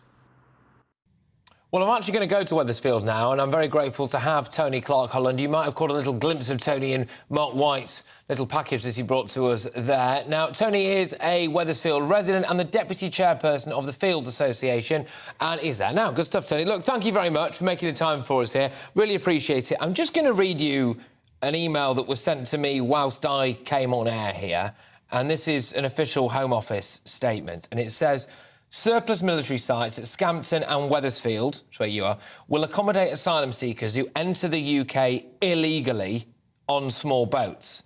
Now, some people would say that they are illegal migrants, OK? How do you feel about the idea that your town is going to be used to house potentially thousands of those people? Well, thanks for having me on. Town is the wrong description for it. It's a small village, 700 people in there, and the actual village sits outside the base, and of course the base itself is just very rural. So it just seems to me to be the wrong place for any large development, not just asylum seekers, but any large development. It just doesn't seem to have been thought through, really. What would you say if they were definitely very much contained within the base, though? Because is the concern not that they might be given free rein, not just that they would be there? Well, as far as I'm aware, and bear in mind we've had no consultation from the Home Office, and that's part of the real frustration, because some of these questions you ask me, I'm not going to go no definitive answer for, but they're not going to be contained within the base per se. They'll be free to come and go because they're asylum seekers. So it's not a detention centre, it's a centre where they can go. And part of the concern for the community is when they leave the base, you're on very small, old medieval roads with no pavements, no pathways and everything else. That will cause concerns with additional services, trucks, lorries, and of course the local traffic as it is. There'll probably be fatalities. Are you concerned that it will change your way of life, local residents' way of life? Well, there is no doubt it will change the way of life, but that's, again, predominantly because of all the traffic, additional traffic that we brought to the area. I mean, bear in mind that this base has been kind of dormant, for want of a better word, for the last sort of 25, 30 years, maybe more now. And so literally, as exciting as it gets here, is a couple of foxes or a pheasant having a fight. So suddenly you'll have all this additional traffic. And don't forget, on top of the asylum seekers themselves, there'll be staff, there'll be services, so additional lorries, traffic, all those sort of things. Yeah, of course, it will have a massive impact on what is a very small and rural location. Tony, you alluded to something earlier on that I'd like to ask you a bit about, which is about the idea that people in this village who are against potentially 2,000 people from goodness knows where being plonked into quite a sleepy area, if you're against that, then that must be something to do with you being part of the far right or something. Respond to that for me. Well, we had a meeting on Sunday at the local village hall, and predominantly it was to share what information we knew, what information we had, and to see, to let people know what they could do. And the information sharing process we had, over 250 people turned up, local community. Well, that doesn't happen often at all in a sleepy little village. So that was a good turnout. So, of course, people had lots of questions and everything else. But what we were putting forward as a residents' association as such was our options are to write, to communicate with people, Home Office, levelling up, as well as our local authority, and look at how we could interact to actually put forward the concerns for all parties involved. And we've just been stonewalled. Well, Tony, last year we had something like 50,000 people make their way across the Channel, and a lot of people, especially people who live in big cities and certain parts of London with a very vocal core of people, like Gary Linekers of this world, for example, would be looking at you now and saying, Tony, you've got to do your bit, and your local area's got to do your bit. Why should your area be so special and not take its fair share of asylum seekers and refugees? I mean, it's a good question, really. And again, the whole point of this is, everyone says it, that these people have got to be housed somewhere. They're seeking asylum, so it's got to be somewhere. And that makes complete sense. Why shouldn't it be here? Well, again, we're back to because it's the wrong place for the asylum seekers and the wrong place for the community. And basically, whatever we think, whatever opinion is on asylum seekers, they should have access and facilities to the things they're going to need. And the community should be able to, as well, help and support that. And that is just not the case here. The urban developments are more able to have those support elements in place. Simple as that, really. OK, Tony, thank you very much. Absolute pleasure, that, and good luck to you as well. I'm sure we'll be talking again soon. That is Tony Clark-Holland there, who's the Wethersfield resident and as well the Deputy Chairperson of the Fields Association. Yeah, get your views coming in on that, ladies and gents. GBViews at gbnews.uk. I'm going to cross over now, though, to Westminster to get the latest from our Deputy Political Editor. It's Tom Harwood. Tom, thank you very much for joining us. Right, so a couple of things here. We've just done the old military bases. Another plan being put forward is cruise ships and barges, but apparently we haven't got any cruise ships or barges just yet, so it's a little bit pie in the sky. What's going on? Well, these are obviously early stages of plans, and we heard a bit more detail from Robert Jenrick, the Immigration Minister, in the House of Commons speaking a few hours ago. We know that the plans for these barges are predominantly, well, exclusively, he revealed in the House of Commons, for lone males. These are people that the government does not believe to be genuine asylum seekers. These are potentially economic migrants, and they will be placed on the barges. But crucially, the concerns around, for example, unaccompanied children or children with families or women, they will not be those people that are determined for the barges. That was very clear from Robert Jenrick earlier today. However, there is clearly a desire from the government, an intention, an explicitly laid out intention to procure some floating containment for those who are currently placed in hotels. And that is, of course, part of this whole deterrent strategy that is a clear part of what has been announced today. It's not just about reducing cost, which, of course, we're spending £6 million a day on these hotels for asylum seekers, and crucially, those asylum seekers who have not yet been processed. But clearly, what part of this strategy that the government is announcing, whether it's detention sites or indeed floating detention sites, is about trying to ensure that this is not an attractive proposition for those who currently sit within migrant camps at Calais, for example, to come across to the UK. The concern within government is that the conditions in northern France are so much worse than some of the, frankly, luxury hotels that the government, or indeed taxpayers, are currently funding for these claimed asylum seekers. Tom, thank you very much, Tom. Tom Harwood there is our Deputy Political Editor, and that was the latest when it comes to the double-pronged approach now that we were hearing today. So, definite use of military bases in a variety of different locations across the country to house asylum seekers, or people, I should say, who came illegally across the Channel, OK? So this isn't your kind of Afghan interpreters, etc. These are people who came illegally across the Channel, and they are going to be in Scampton and, of course, in Wethersfield as well. And, yes, potentially, anyway, boats and offshore processing being used. I've been asking you what you make of all of this. I'll go into that inbox shortly, but I'm going to whiz us over to another story now, and this is a shocking case because police are investigating the murder of an 82-year-old woman who died after masked robbers burst into her home and knocked her to the ground. ground. Joy Middleditch was found in a serious condition at her home in Suffolk on Saturday. She sadly died in hospital on Monday morning. We're going to go now to GB News' national reporter, Paul Hawkins, who is in Pakefield in Suffolk for us. Paul, what's the very latest, please?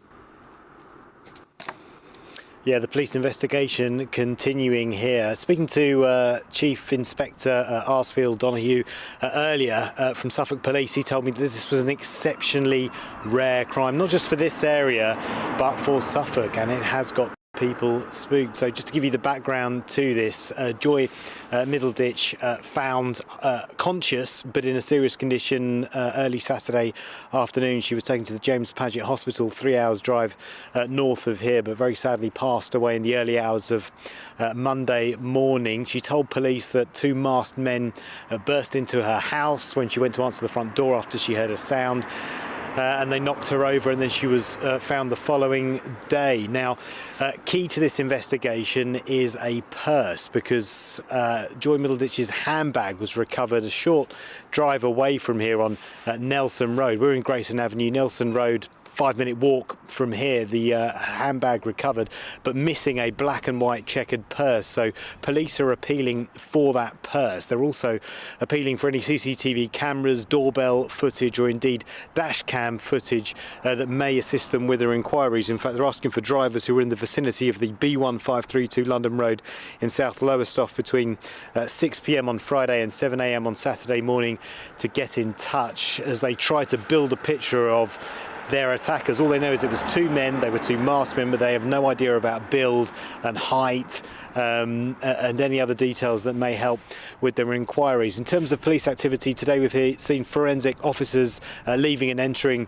the property. We've seen specialist search teams combing the grass-side verges, and various people coming throughout the day to lay the ever-growing number of floral tributes that have been laid outside the property. As I say, an exceptionally rare crime for this area, and to reassure locals here, the police have arranged coffee mornings to meet with locals. They've also beefed up the police presence, and indeed local businesses have been donating door chains and CCTV cameras, offering to supply and fit them free of charge. But yeah, this is a local community that's pulling together. They're shocked by this, and the police are appealing for any information, as I say, and any sort of CCTV or dashcam footage to get in touch with them on 101 or call Crime Stoppers anonymously. Paul, thank you very much. Paul Hawkins, our national reporter. That is a case that absolutely makes your blood boil, doesn't it, ladies and gentlemen? Just sickening to the core. The idea that this lady, elderly lady, a grandmother in her own home, and two masked intruders burst in, nick her purse and just leave her on the floor like that to die. It's just absolutely sickening. I think hopefully the police can catch the perpetrators very, very quickly and bring them to justice. But anyway, we're going to move away from that now. Jeremy Hunt has criticised Liz Truss today, yes, but the former Prime Minister has hit back. We've got a little bit of Tory beef coming your way. I'm also going to be revealing why the public satisfaction with the NHS is so low, and we'll have all of that coming your way and much, much more. I'm Patrick Christys, and this is GB News. It's all about family, being in people's living rooms, all the interaction and getting to know who our viewers and listeners are. When I was young, my dad used to say, no, stop arguing. I wanted an outlet that would enable me to give my opinion. People are going through a really hard time right now, and I know that you don't feel like you're being listened to by the establishment. I came to GB News because it's the People's Channel, and I want the audience to have their say on the events of the day. We're dynamic. We do something different. Democracy shows that the wisdom of the nation is in its people.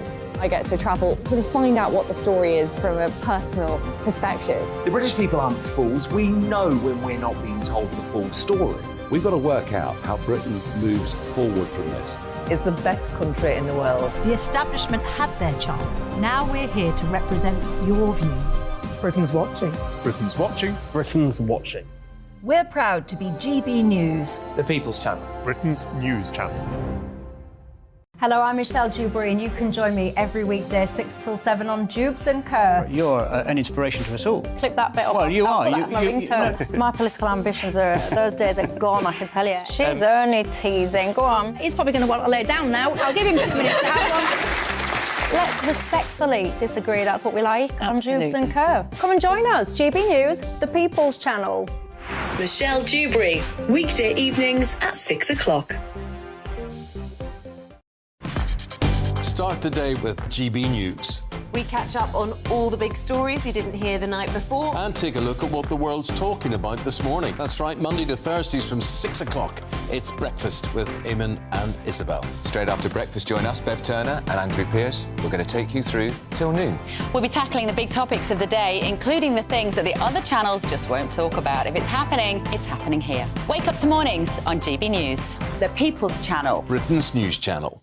I'm Simon Evans. Join me on GB News for Headliners at 11 p.m. What's the scoop? I'll be joined by two of the country's top comedians. That's right. As we take a look at tomorrow's newspapers tonight. We're going to get into trouble. If it's a big story, we'll be covering it. Spill some tea on him. There we go. But we'll also have some fun. I wouldn't stick up a bank. My father didn't love me. So anyway. Headliners every night from 11 on GB News, the People's Channel, Britain's news channel. We've got a brand new lineup every Saturday night on GB News. From 6 p.m, I'll give you my unique take on the world today. Then at 7, it's me, Calvin Robinson, with my Common Sense Crusade. New to GB News is the Saturday 5. 5 times the opinion. Join us every Saturday from 8 p.m. as we debate the week's stories. With us 4, plus a special guest. And at 9, of course, it's Mark Dolan Tonight. Brand new Saturday nights on GB News, Britain's news channel.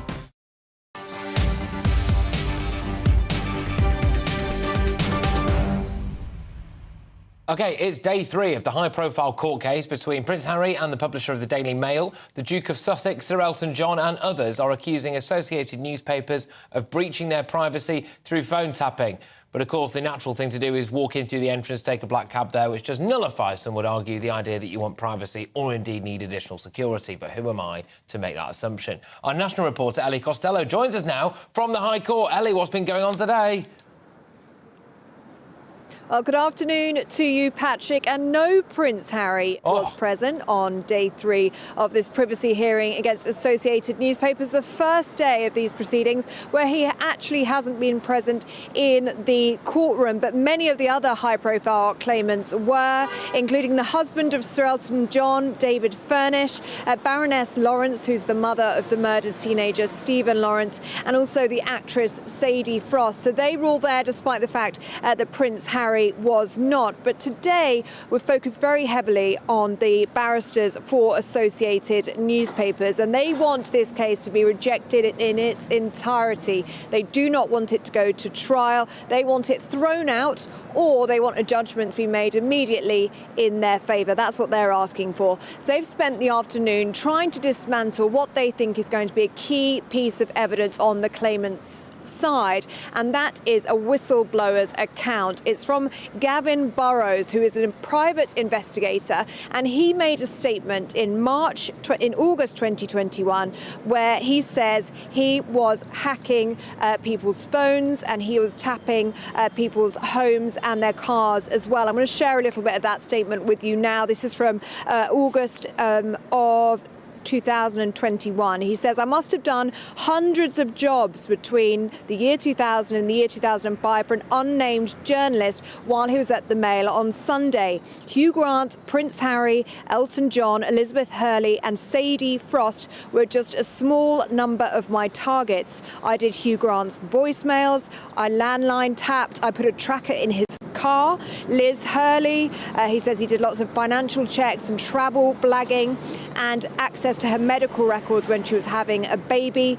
And he speaks about Prince Harry. He writes, I remember voicemail hacking his close friend and doing loads on Chelsea Davy when he was with her, Chelsea Davy being Prince Harry's ex-girlfriend. And he goes on to write, there pretty much wasn't a week that went by during that time when I didn't have a hardwire tap on somebody. Well, Patrick, it's very important to say at this point that Associated Newspapers vehemently deny any of these allegations made against them. And this afternoon, the barrister for Associated Newspapers stood up and said that that first statement that I've just shared with you, which was written back in 2021, has been directly contradicted by a second witness statement, also by Gavin Burrows, the private investigator, which was signed this month, so March 2023. And in that statement, he denies wholeheartedly that he was commissioned to carry out any unlawful activity by Associated Newspapers.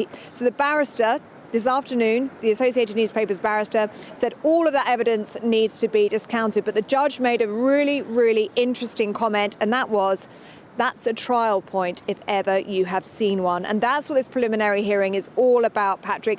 Is there enough evidence for this to proceed to a full trial, or is there not enough evidence, or is the evidence too weak where it should simply be dismissed? So that is what is being mooted all of this week, and that is what the judge has ultimately got to decide when this hearing comes to a close tomorrow. Fascinating stuff, Ellie. Thank you very much. Ellie Costello there outside the High Court, just rounding off what has been another day, whether or not it will go to trial. Part of me hopes it does. Part of me hopes it does, so that it kind of keeps it in the news and we get to pick it all out. But also part of me just kind of hopes that it all goes away so we don't have to watch Harry in court anymore, or indeed really talk about him. There's loads more still to come between now and 5 o'clock. There is a news that public satisfaction with the NHS has dropped to its lowest ever level. I want to know, have you got some good stories about the NHS, cracking care, or some NHS horror shows? Every family's got both, I suspect. GBViews at gbnews.uk. I want to hear from you. And we'll get tributes to the late, great Paul O'Grady, who sadly died last night at the age of 67. I've got all that coming your way and much, much more, including a couple of absolute gems that I'm going to let you hang over the other side to find out. But right now, it's your headlines with Polly.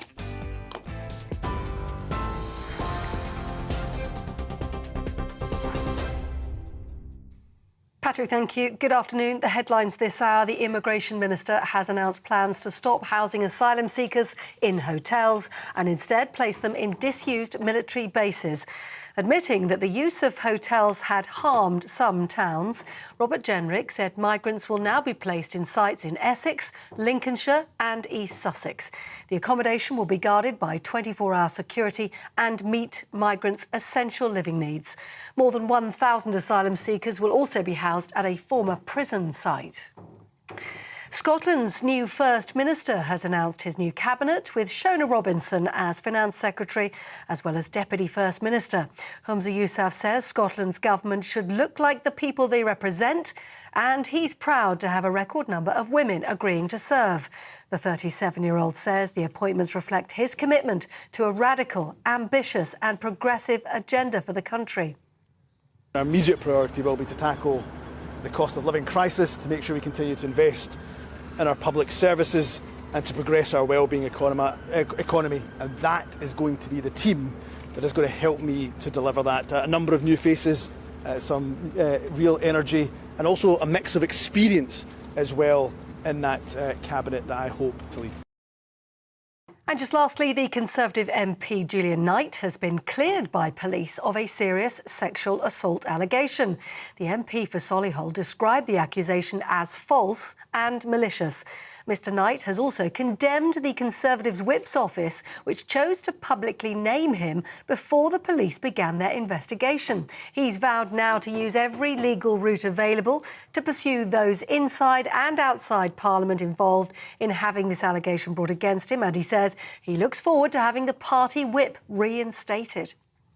Those are your latest news headlines. I'm back at 5. Back to Patrick.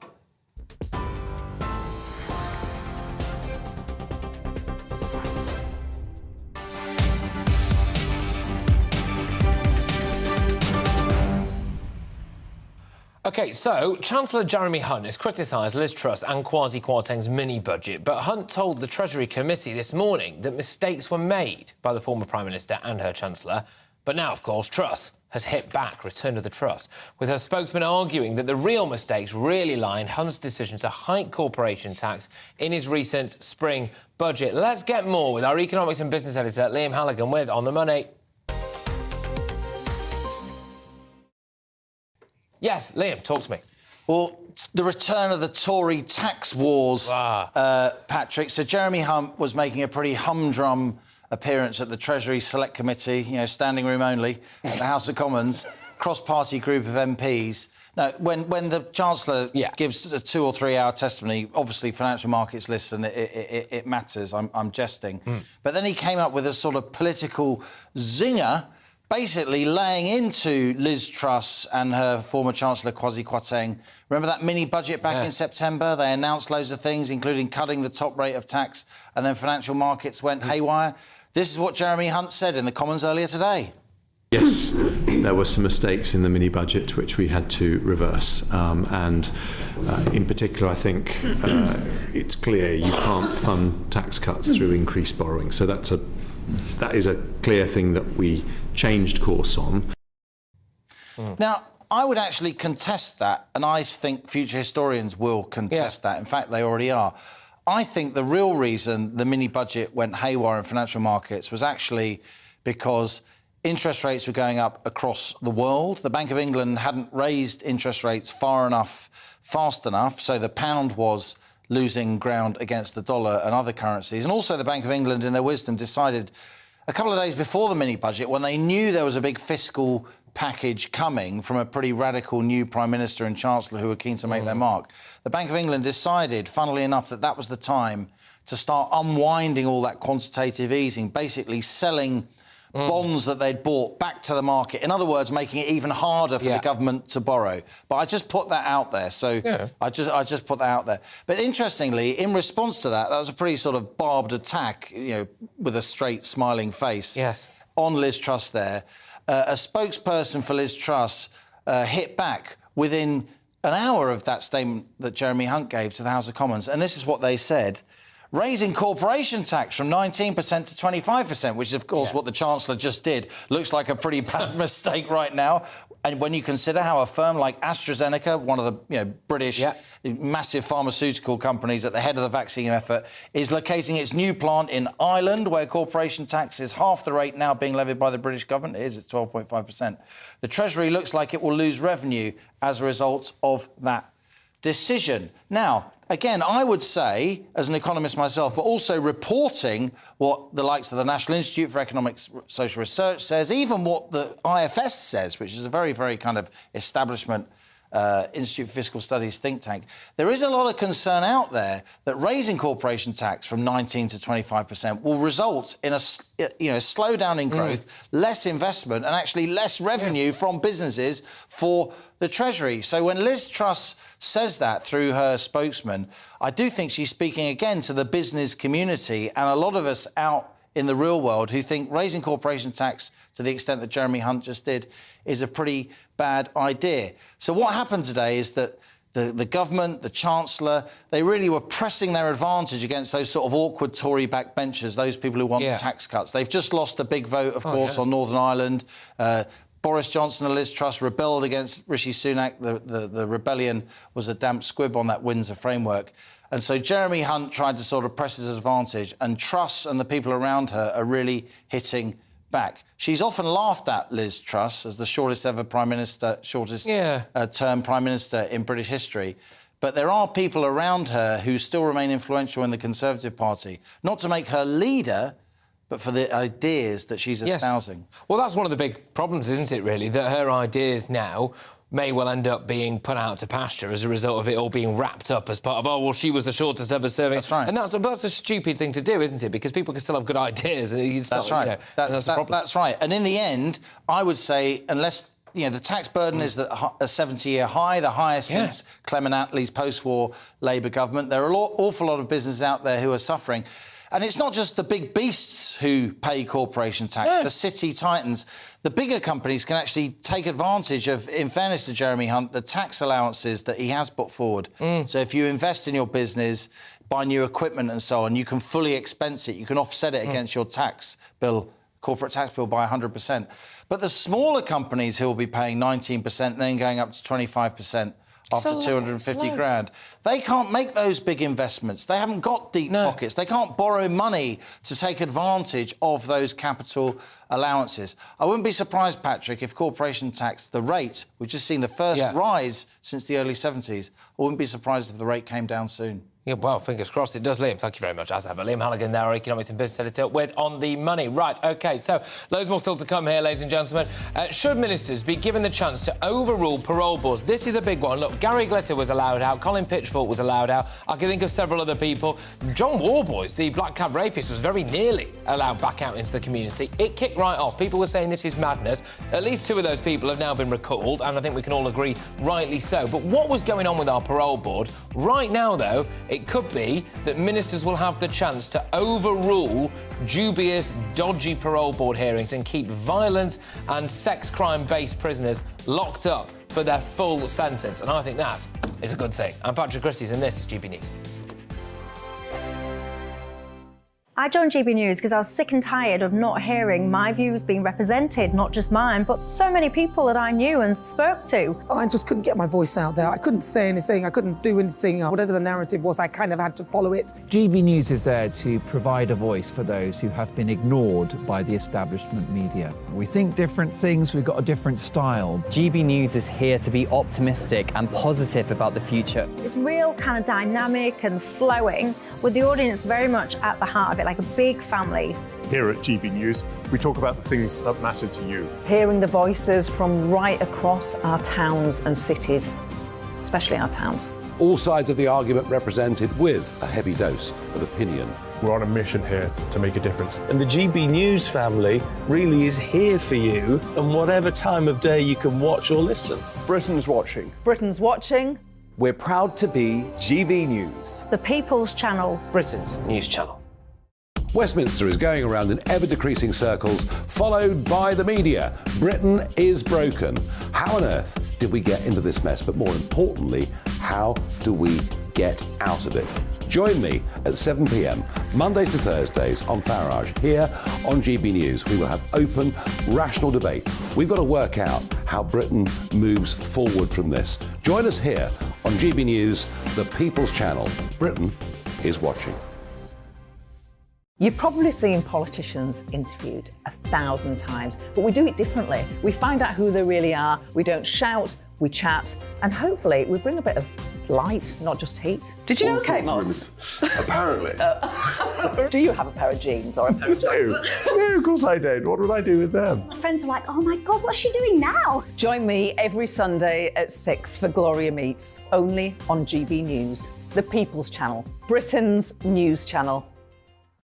I'm Jacob Rees-Mogg, the Member of Parliament for North East Somerset and a former government minister. For years, I've walked the corridors of power in both Westminster and the City of London. I campaigned in the largest democratic vote in our island's story. I know this country has so much to be proud of. We need to have the arguments, the discussions on how we make it better. The wisdom of the nation is in its people. Vox Populi, Vox Dei. That's why I'm joining the People's Channel. Join me Monday to Thursday at 8 p.m. on GB News, Britain's news channel. I'm Mark White. As GB News Home and Security Editor, I cover those key issues that are so important to you. Our authorities, our communities doing all they can to combat violent crime. With the public services under unbearable strain, why are we still failing to control our borders? Defence, the first priority of any government, has been continually hollowed out. Can we trust our politicians to protect the armed forces? Join me, Mark White, on GB News.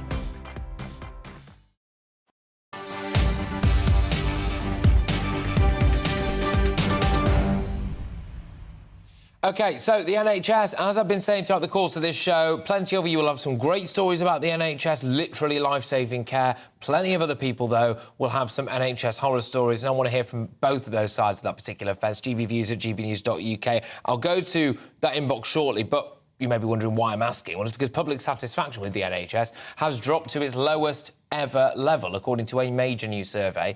And dissatisfaction with the service across the UK has doubled in the last 2 years as people struggle to access their services and they believe there aren't enough staff to deliver high-quality care. 50% of people think it's underfunded, which also means that 50% of people don't think it's underfunded, and 32% of people think that that money needs to be better spent. And I just wonder whether or not the tide is turning and people will start to look inwards at the NHS and think, how is this thing being run? As opposed to thinking we just need loads more cash. But let's look at some of the top reasons why people are unhappy, shall we? 69% said it takes too long to get a GP or a hospital appointment.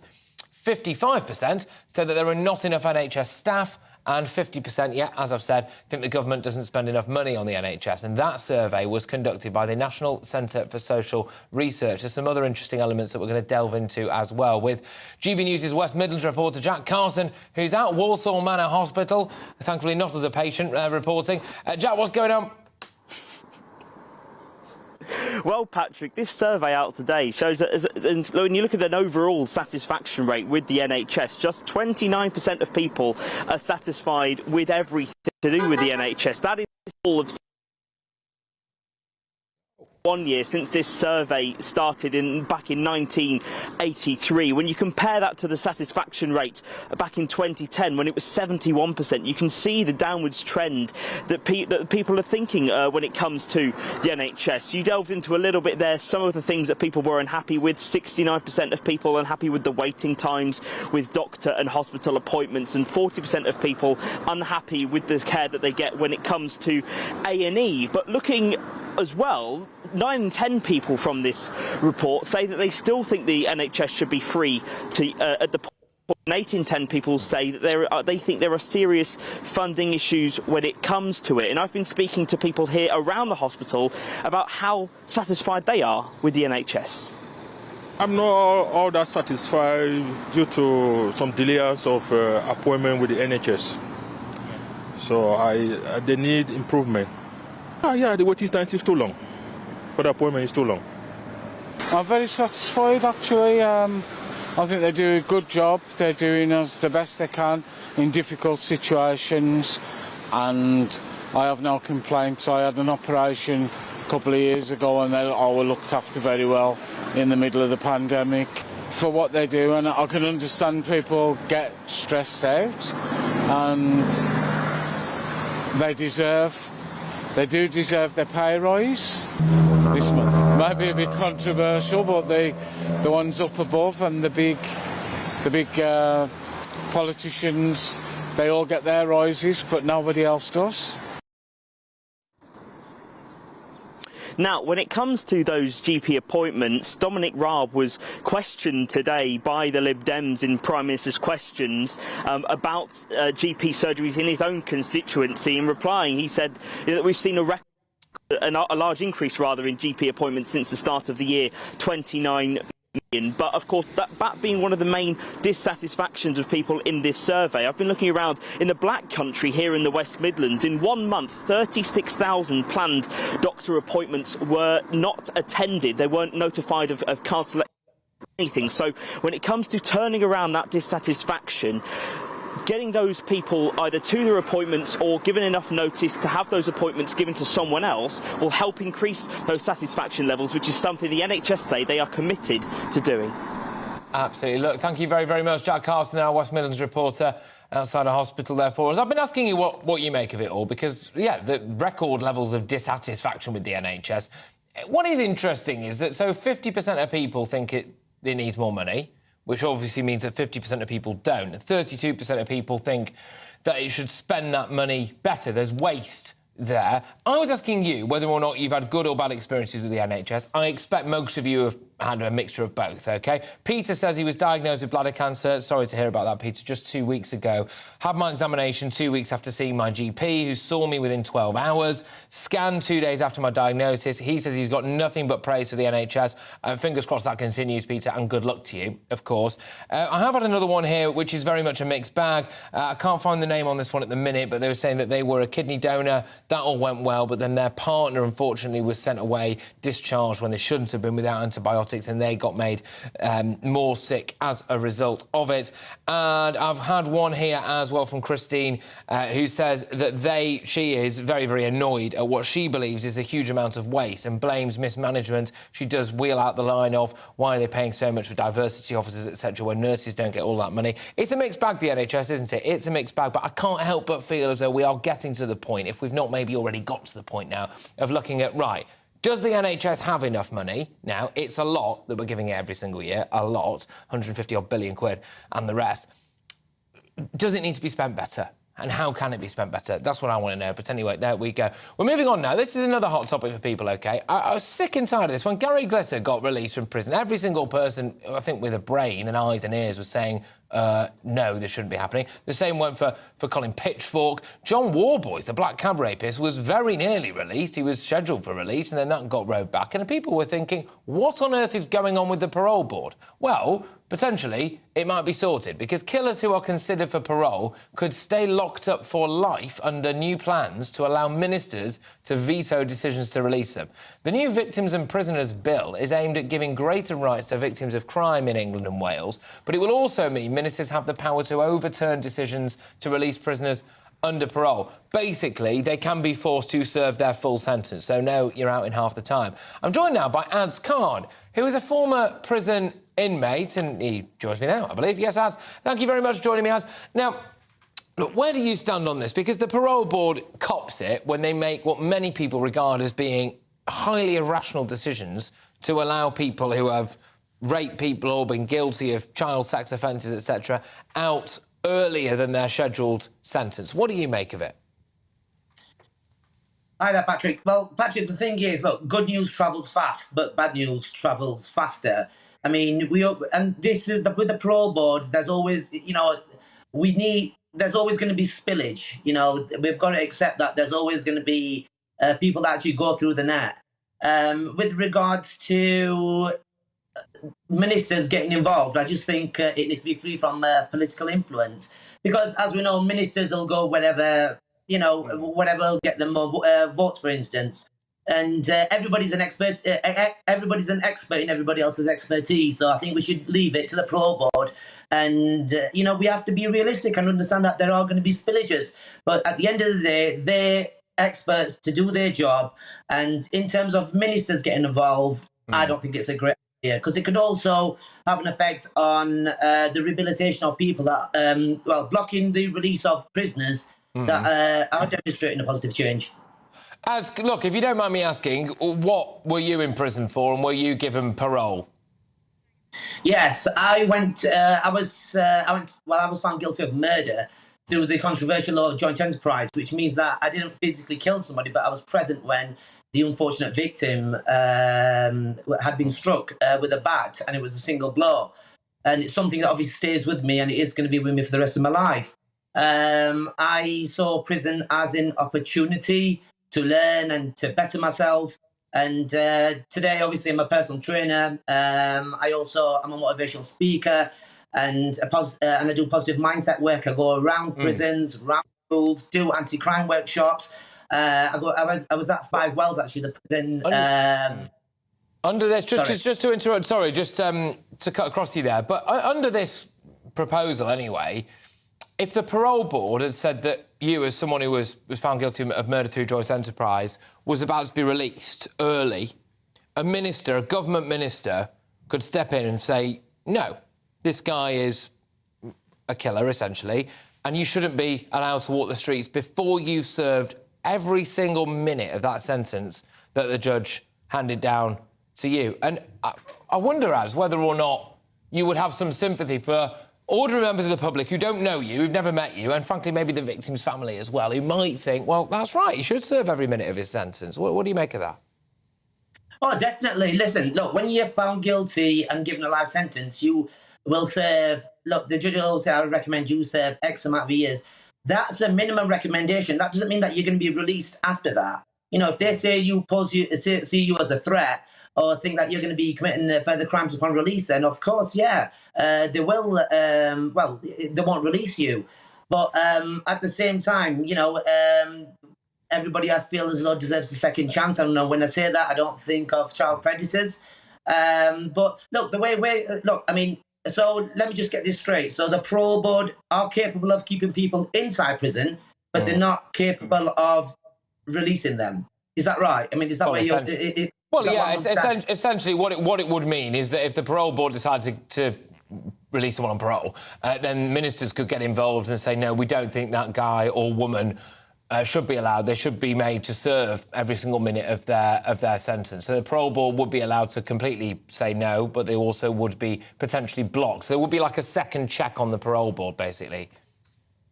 Yeah, there will be a second check, but I can't see that if the ministers are going to get involved, that they're going to release any prisoners based on that.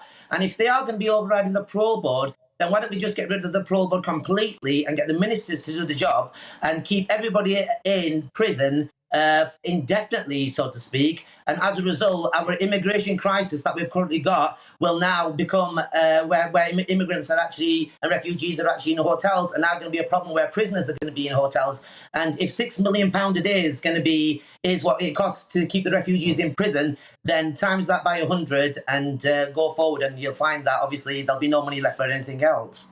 What we need to do is we need to focus on rehabilitation.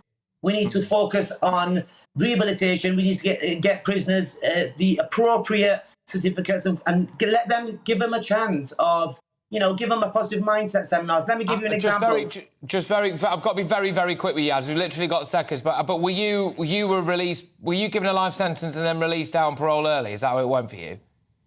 I was released. Yeah. I was given a life sentence, and I was released on my due date, considering the parole board saw that I'd obviously changed, and I was able to what I demonstrated inside prison. Yes. All right. Look, Ads, thank you very much. I really appreciate your time. We'll talk again very soon. Cheers for that. Ads Khan there, who's a former prison inmate, just reacting to the latest updates on the parole board and whether or not ministers could block people. Well, frankly, like Ads, really, actually getting out and about. Anyway, it costs us more than £6 million. And they said billion there, not yet. Give it time. A day to put asylum seekers up in hotels. Now the government has announced details of a new plan to tackle the migrant crisis. Spoiler alert, it might involve boats. I'm Patrick Christys and this is GB News.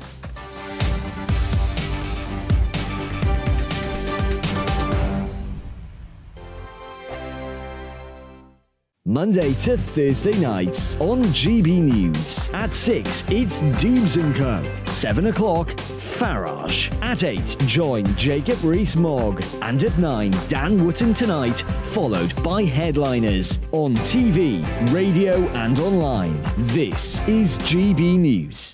First and foremost, I'm a GB News fan, and I was before I was working here. Just love the fact that we're asking the questions that a lot of establishment media won't ask. With a bit of a twist, we not only want to inform you, but we want to keep you entertained. It's worth the drive because you get in and the team's all ready and waiting, they're itching to go, and it's a proper little family. GB News is the People's Channel. It's the audience that makes the programme sing. We're giving our viewers and our listeners a voice. I see the thousands of your letters, tweets, emails, you name it, coming in. Britain is broken.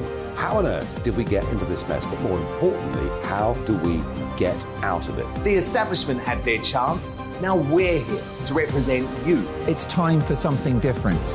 It's time for GB News. I'm very patriotic. I believe in Britain. Our best days lie ahead. Britain's watching. Britain's watching. Join us here on GB News. The People's Channel. Britain's news channel. Join me, Patrick Christys, Monday to Friday, 3 till 6. We tackle the day's news agenda like you've never seen before. It's high tempo, high octane, the most controversial topics and the best guests. You will not be able to take your eyes and ears off it. I'm not afraid to ask the questions that you really want answered. 3 till 6 p.m, Monday to Friday on GB News, the People's Channel, Britain's news channel. GB News has its own late-night paper preview show, Headliners, where comedians take you through the next day's top news stories. You don't have to bother reading the newspaper, we've got it covered for you. Headliners, every night at 11 p.m, and repeated every morning at 5 a.m. We won't send you to sleep like some of the other paper review shows out there. GB News, the People's Channel, Britain's news channel. Join me, Camilla Tominey, on Sunday mornings from 9:30, taking the politicians to task and breaking out of SW1 to see how their decisions are affecting you across the UK. Bursting the Westminster bubble every Sunday morning, only on GB News, the People's Channel. Britain's watching. I'm Michael Portillo. Join me on GB News on a Sunday morning for topical discussion, debate, arts and culture, and sometimes even ethical dilemmas. I don't always agree with you, Michael. Michael Portillo, Sundays on GB News, the People's Channel, Britain's news channel. I'm Andrew Doyle. Join me at 7 o'clock every Sunday night for Free Speech Nation, the show where I tackle the week's biggest stories in politics and current affairs with the help of my 2 comedian panellists and a variety of special guests. Free Speech Nation, Sunday nights from 7 on GB News, the People's Channel, Britain's news channel.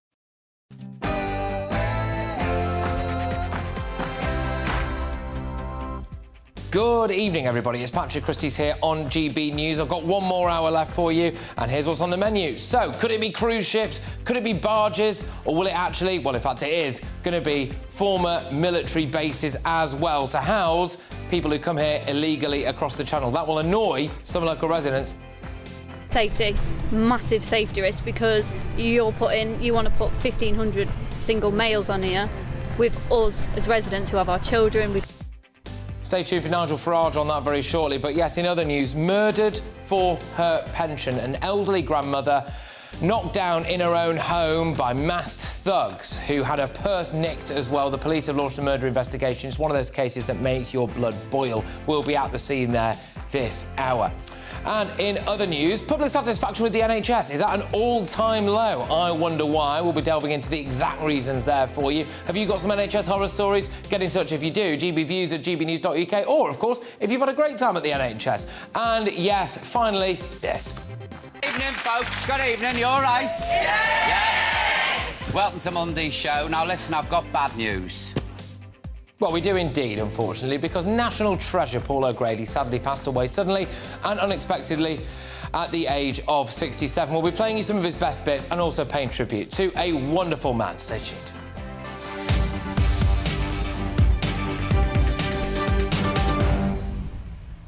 That email address is gbviews@gbnews.uk. Let me know what you think about the idea now that some migrants could be housed offshore. Would you prefer them to be offshore or using military bases? And, of course, Nigel Farage will be here in just a matter of seconds, actually, to give his hot take on the events of the day. gbviews@gbnews.uk. Right now, though, it's your headlines with Polly.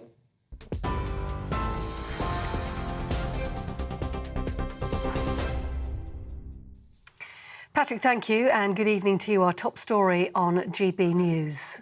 Well, as you've been hearing, Patrick has been talking to you about the migrants being moved into military accommodation and disused ferries. Well, we can tell you now that the main story today is that the Immigration Minister has announced plans to stop housing asylum seekers in hotels and instead place them in those disused military bases. Admitting that the use of hotels had harmed some towns, Robert Jenrick said migrants will now be placed in sites in Essex, Lincolnshire and East Sussex. The accommodation will be guarded by 24-hour security and meet migrants' essential living needs. More than 1,000 asylum seekers will also be housed at a former prison site. These hotels take valuable assets from communities and place pressures on local public services. Seaside towns have lost tourist trade, weddings have been cancelled, and local councils have had their resources diverted to manage them. And the hard-working British taxpayer has been left to foot the eye-watering £2.3 billion a year bill. Madam Deputy Speaker, we must not elevate the well-being of illegal migrants above those of the British people. Meanwhile, the Chancellor's been facing questions by the Treasury Select Committee over his spring budget. Jeremy Hunt says the unexpected increase in inflation last month shows there can be no complacency about rising prices. When asked about the mini-budget which caused market chaos, he said wrong decisions had been made. There were some mistakes in the mini-budget which we had to reverse, and in particular I think it's clear you can't fund tax cuts through increased borrowing, so that is a clear thing that we changed course on. Scotland's new First Minister has announced his new cabinet with Shona Robinson in finance, as well as being Deputy First Minister. Humza Yousaf says Scotland's government should look like the people they represent, and he's proud to have a record number of women agreeing to serve. The 37-year-old says the appointments reflect his commitment to a radical, ambitious and progressive agenda for the country.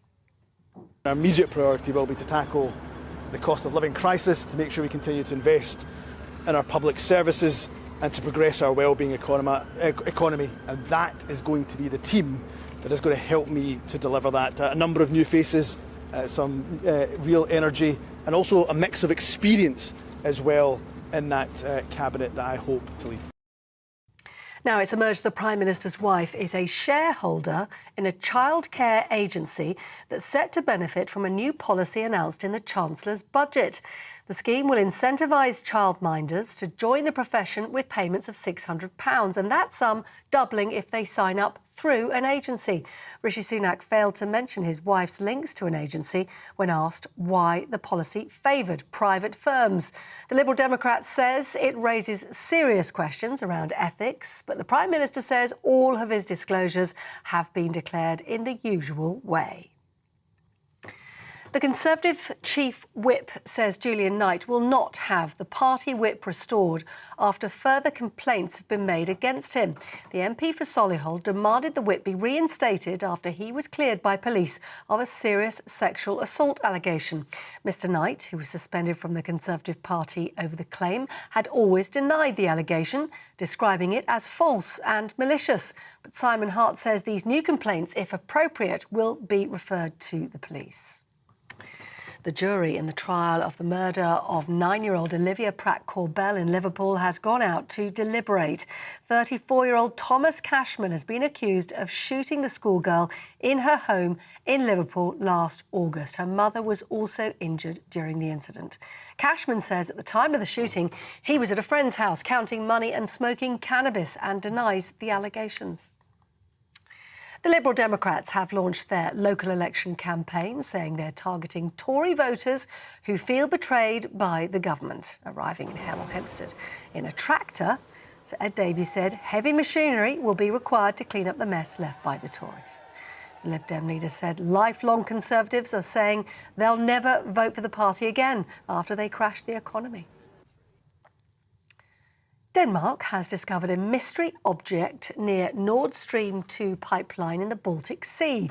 Danish Energy Agency says the object appears to be a maritime smoke buoy and does not represent a safety risk. The salvage took place at a depth of 73 metres. The pipeline was last year sabotaged and the investigation is still ongoing. The King and Queen Consort have been welcomed with full military honours in Berlin, in Germany.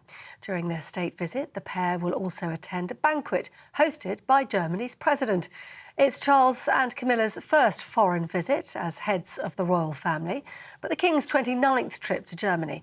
King Charles and President Steinmeier planted a tree on the Schloss Bellevue Palace grounds in recognition of future climate agenda talks. You're with GB News. Those are your latest news headlines. We'll have more for you at past. Back to Patrick.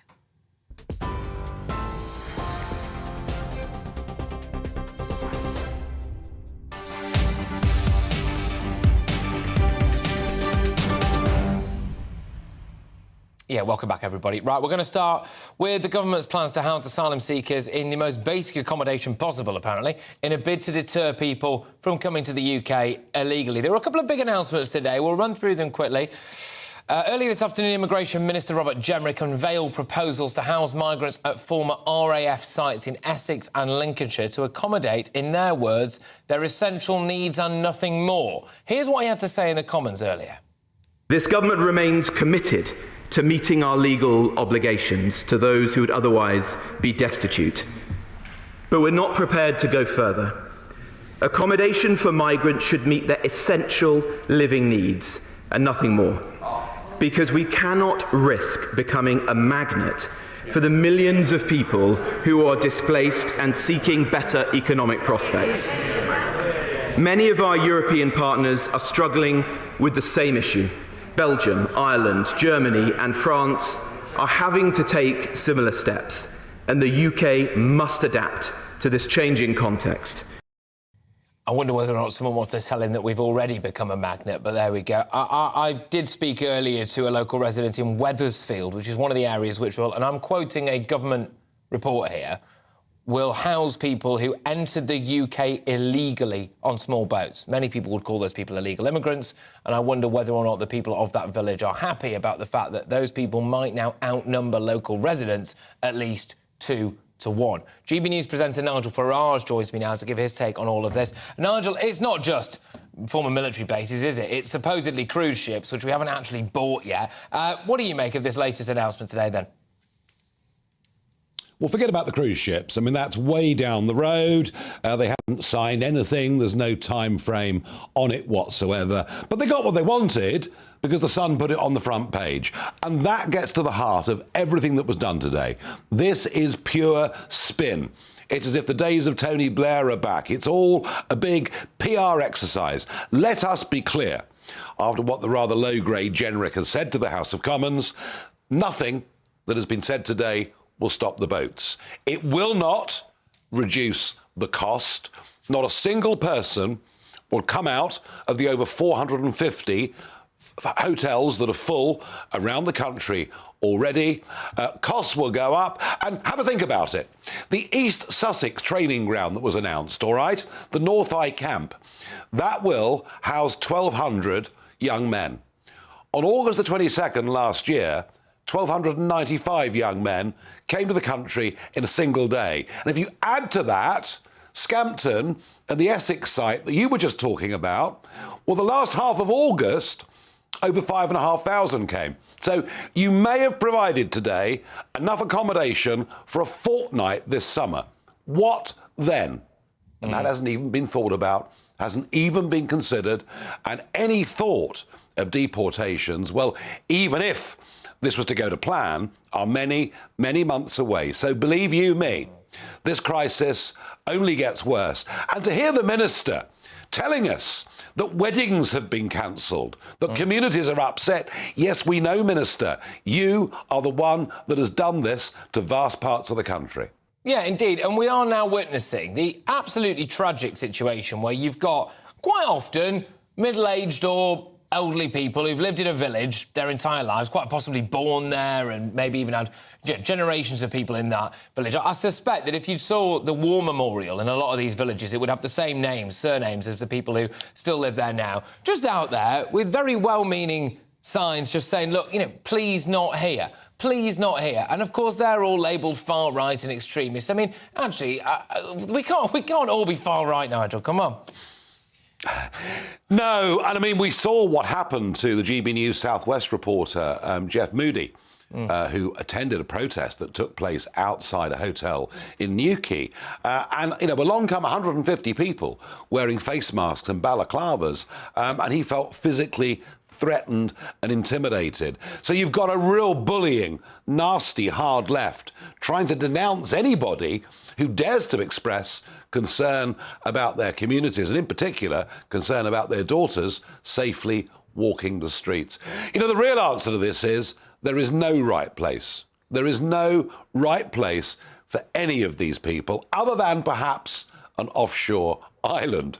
You know, but really, until we get to where Australia were 10 years ago, until we're able to say that we've given 500,000 people refugee status since 2015, we are far from being ungenerous, but anyone that comes via the traffickers will never become a refugee. Until we do that, the problem will go on. Now, just, you know that you've said, Nigel, that the cruise ship side of it is way down the track, and it obviously is way down the track. But short of us actually building an island somewhere or sending them to the Ascension Islands or the Falklands or somewhere like that, presumably you would be more in favour, would you, of the use of cruise ship or barges than you would be of military bases and hotels? Yeah, but they'd still get free dental care. They'd still get free medical care. They'd still get 38 quid a week spending money, 3 square meals a day, and be allowed off the ship to wander around Plymouth or Liverpool with goodness knows what consequences. I repeat the point. Nowhere is the right location. Look, Nigel, thank you very much. And you'll, of course, be on air later on, won't you? Do you want to give us a whiz through of what you've got coming up? Yeah. Oh, I'm going to be talking about this, and we'll go live to Scampton, that former RAF base, the home of 617, the home of the Dam Busters raid. I was there doing a live show last Monday, and we'll go and get what I no doubt will be disappointment and great anger amongst that local community. There was a very good business plan, perhaps up to £300 million of investment going to go into Scampton, plus a well-deserved heritage centre that is all now completely and utterly shot through. I'm afraid by a government that has totally failed to control our borders. Yeah, look, absolutely spot on, Nigel. Thank you very much, and I look forward to watching that later on. Nigel Farage there, and actually he touches on a great point, which is the ongoing knock-on economic effect of this. It's not just about the initial outlay of cash that we're spending on hotels and we're spending on RAF sites and we're spending on whether or not we get a cruise ship at some point down the line. It is the knock-on effect of the loss of business, etc., for these areas, and various different places now relied on having maybe just one or two hotels in their area that brought in business trade and accommodation and weddings and just general tourism, etc. Well, if they go, then the area loses out, doesn't it? And it's very difficult to quantify that loss. And frankly, it will all get buried in the madness that is still to come. But today's government announcement that migrants will be moved to former military bases in Lincolnshire, Essex and East Sussex. The Lincolnshire site is the one that Nigel was talking about there, RAF Scampton, former home of the Dam Busters. Look, he's going to be filling you all in about that. We're going to go to another one now, which is RAF Wethersfield in Essex. And it's in the constituency of Braintree. And look, get a load of this. This is how absolutely ludicrous the situation has become. James Cleverly, the Foreign Secretary, is the local MP here. Supposedly, he's dead against this and doesn't want it, and he's saying that they're going to try to do everything that they can to stop it.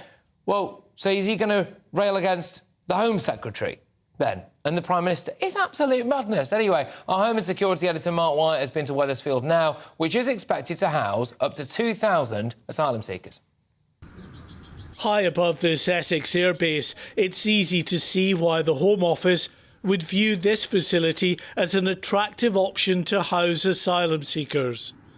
Across the site are multiple disused buildings, former residential blocks, which could easily be adapted to accommodate migrants. But right next to the Wethersfield airbase is the village it took its name from. A quiet community now united in opposition to such a large-scale accommodation centre right on their doorstep. At the moment, what we're expecting is from the 1st of April, the Home Office will take charge of the site. Tony Clark-Holland, a leading voice in the campaign against the plans, says the communities around this base would be overwhelmed by such a large accommodation centre. Some people are worried about voicing that concern because suddenly they're deemed to be racist, and that is not the case. If it was any group of young males anywhere, people could feel concerned. The strain that would put on the local communities and local services, there's no facilities here. Obviously, if they needed anything, whether it's medical, emergency, we're just miles from anywhere. At the weekend, more than 250 people from here in Wethersfield and surrounding communities gathered in the village hall to express those concerns. The local council revealed it plans to seek a High Court injunction to halt any attempt to use the base for asylum seekers. Perfect. £8.63, please. Right. This tiny shop, come occasional post office, is the only store in Wethersfield. The owner says the lack of any engagement from the Home Office is simply fueling their concerns. If it's a detention centre, that's no good, surely, for people who are unfamiliar with the area, being cooped up in one small space. But then if they are allowed to roam free, then again, it's another concern. So we're not saying we don't want them, it's just the fact of it's not the right place to have them in a very secluded village. This is a familiar pattern. Locals battling Home Office plans to house large-scale asylum accommodation centres in their communities. The vast majority of these campaigns have been successful, but for the government, every victory leaves them with a diminishing number of suitable sites. The Prime Minister has promised to end the controversial use of hotels to house asylum seekers. Larger scale accommodation centres on government-owned sites might seem like a logical move, but not to those who live right next to these planned facilities. Mark White, GB News, Wethersfield in Essex. Right, OK, well, we're going to go live now to our East Midlands reporter, Will Hollis, who has been diligently reporting all day from the former military base in Scampton, the home of the Dam Busters as well. And, yeah, look, this is a massive, massive controversy in that area. What's going on where you are? Yes, well, this has been big news for a number of weeks, and now it's really come to a head for the community here in Scampton that have really, in the majority of the sense of the community. The majority of them say that they don't want this to happen. I've had lots of people saying we're all for asylum seekers claiming asylum here in Britain. We're all for people fleeing war and finding home in a place that is often very welcoming, as Britain has been in its history. But they say that this place, RAF Scampton, with 100 years of history, 80 years anniversary since the Dam Buster raid in 1943, that's this May. They say that this place is not the right place to put 1,500 migrants. Of course, Robert Jenrick in the House of Commons today said that there was going to be 3 sites, one in Lincolnshire, one in Yorkshire, and one in East Sussex, I believe.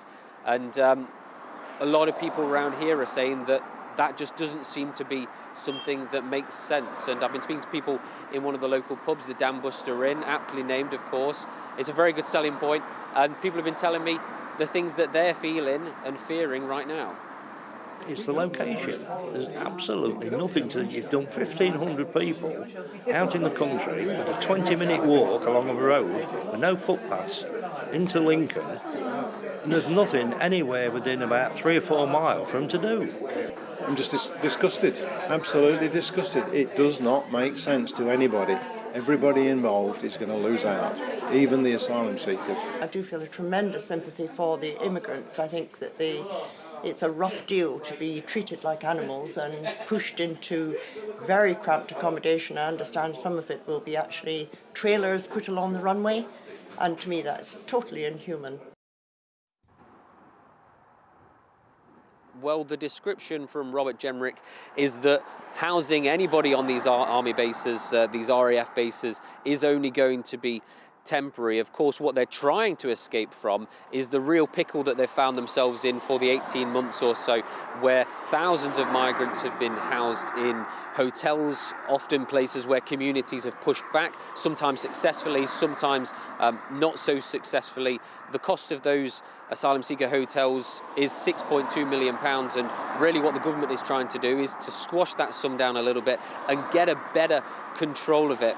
Lots of people around here say that that's something that needs to happen, but whether bringing those asylum seekers to places like this at an undisclosed time is the right thing, that's what they're really concerned about. I think, of course, the heritage here is the real big thing that many people seem to be concerned about, especially because until quite recently, RAF Scampton was going to get a £300 million deal to renovate and secure the heritage of RAF Scampton, and a lot of people are really worried that that won't happen, and so that's a loss of funds and jobs for people that are living locally.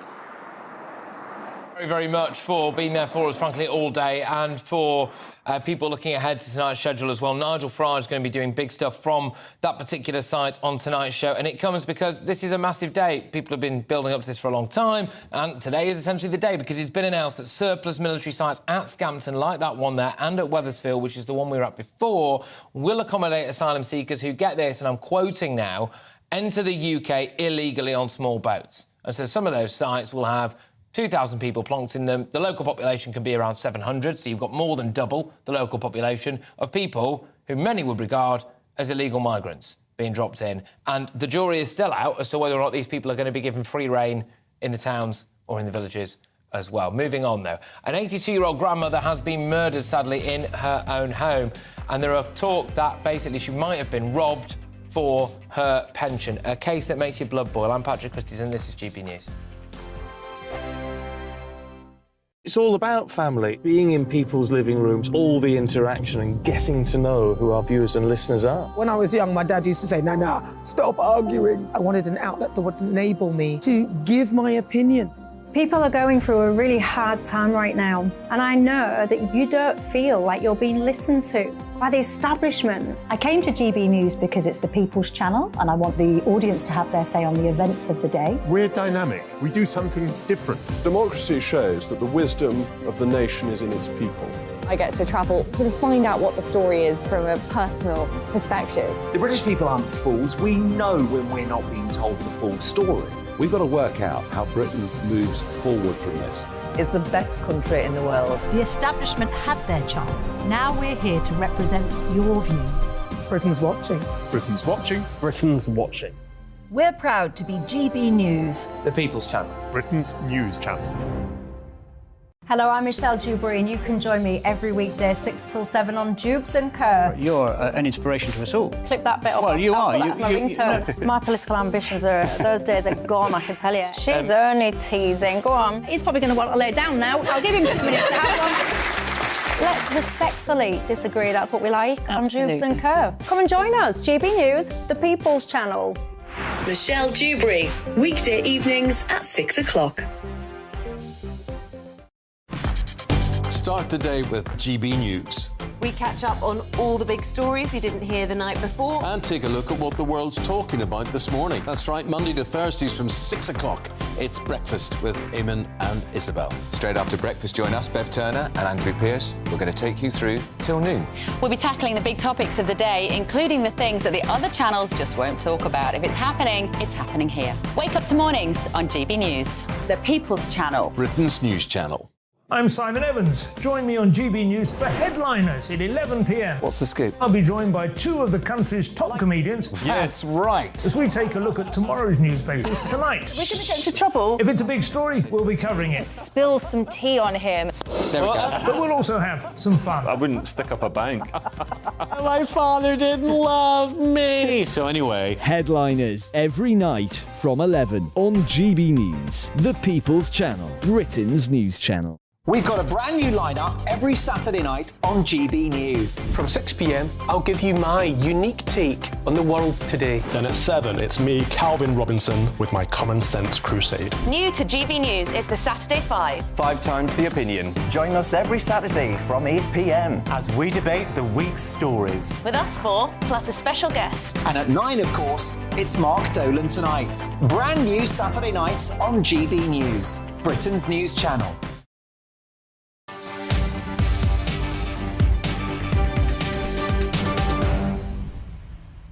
OK, welcome back. Now, really shocking cases. Police are investigating the murder of an 82-year-old woman who died after mass robbers burst into her home and knocked her to the ground, leaving her for dead. The elderly woman was found in a serious condition at her home in Suffolk on Saturday. She sadly died in hospital on Monday morning. Paul Hawkins has this report from the village of Pakefield for us. The police have named the victim as 82-year-old Joy Middleditch, who was found conscious but in a serious condition early Saturday afternoon at her property just behind me. She was taken to the James Paget Hospital, a 3-hour drive north of here, but she passed away very sadly in the early hours of Monday morning. Police then turning their robbery investigation into a murder investigation. Before she passed away, she was able to tell officers that 2 masked men burst through her front door, knocking her over, and then she was subsequently found the following afternoon by a member of her family. Now, throughout the day, forensic officers have been entering and leaving the property. We've also seen specialist police search teams combing the grass-side verges here in this very residential area of Lowestoft in Suffolk. And we've seen people constantly coming and going, leaving floral tributes as well. She was reportedly a great-grandmother and a mother who lived alone with her dog. Reportedly, her husband passed away a few years ago. Her niece, according to media reports, said she was quite a strong woman who would have stood up for herself. She wouldn't have taken any nonsense. And her niece's daughter has posted on Facebook saying, please contact Suffolk Police as soon as possible to bring these horrible scumbags to justice. Now, a central part of the police appeal is that they are looking for a black and white checkered purse that was recovered from a handbag that was found in Nelson Road. Now, we're in Grayson Avenue, Nelson Road, a short 5-minute walk away from here was where her handbag was recovered, but without that purse. So they're appealing to the public to try and help them locate that purse. That's why they've brought in specialist police search officers to try and find that black and white checkered purse. They're also appealing to anyone with CCTV footage or doorbell cameras, and indeed anyone with dash cam camera footage, any drivers that may have been in the area between 6 p.m. on Friday and 7 a.m. Saturday morning who may have seen the 2 masked men leaving the area, possibly carrying that handbag. Anyone with any information, with any kind of CCTV or dash cam footage, doorbell footage, should get in touch with the police by dialing 101, or if they want to remain anonymous, contacting them via Crime Stoppers or indeed via the Suffolk Police website. In terms of the community here, it's really come together to try and reassure locals. The police have beefed up their presence in the area. I spoke to Chief Inspector Sarsfield Donahue from Suffolk Police, who said that this kind of attack is exceptionally rare for this area, and indeed Suffolk as a whole. So people here really have been spooked by this attack, particularly the elderly, and that is why the community has come together. With local businesses donating door chains and CCTV cameras as well, offering to supply and install them free of charge, and the police as well arranging coffee mornings to reassure the locals, meeting with councillors as well in the local area. But the police investigation ongoing, and as I say, they're appealing for anyone with any CCTV or doorbell footage or dashcam footage to get in touch with them by dialing 101 or contacting Crime Stoppers anonymously. Yeah, absolutely. Look, Paul, thank you very much for that. Paul Hawkins there from the scene. Right, now, look, I've got loads more coming your way, and I'm going to be having a big discussion now about whether or not... We've been talking a lot, haven't we, about the asylum seeker RAF bases and cruise ships, but I want to know this. Do you think it's morally OK to put people in, essentially, detention camps or offshore on cruise ships? Or, frankly, have you stopped caring? You just want to do whatever it takes to act as a deterrent? Is it inhumane? That's the question I'm going to be asking. And, in other news... lighter news, potentially, unless it obviously heralds the end of civilization as we know it. Scientists have found an ultra-massive black hole. It used to be just supermassive black holes. Now they're ultra-massive. That's inflation for you. But what does this mean for us on Earth? Is it the end of the world? It's not, don't worry. But first, though, it's your headlines with Polly.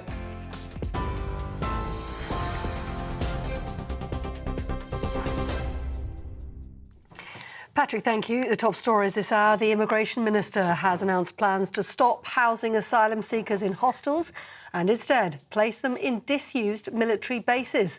Commenting that the use of hotels had harmed some towns, Robert Jenrick said migrants will now be placed at sites in Essex, Lincolnshire and East Sussex.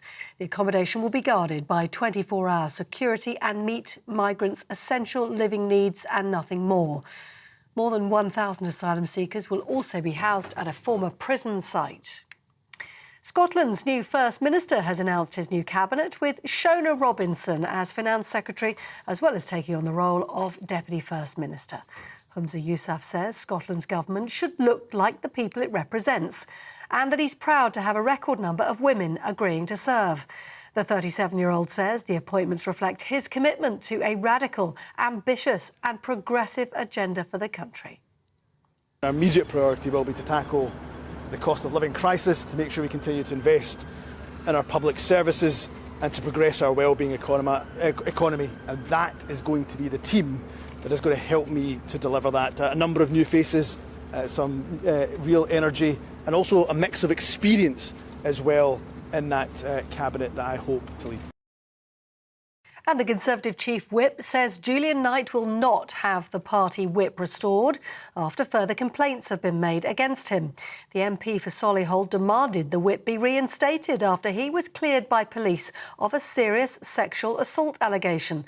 Mr Knight, who was suspended from the Conservative Party over the claim, had always denied the allegation, describing it as false and malicious. He now says he's facing a witch hunt. You're up to date on TV, online, DAB Plus radio and on the TuneIn app. You're with GB News. Now back to Patrick Christys.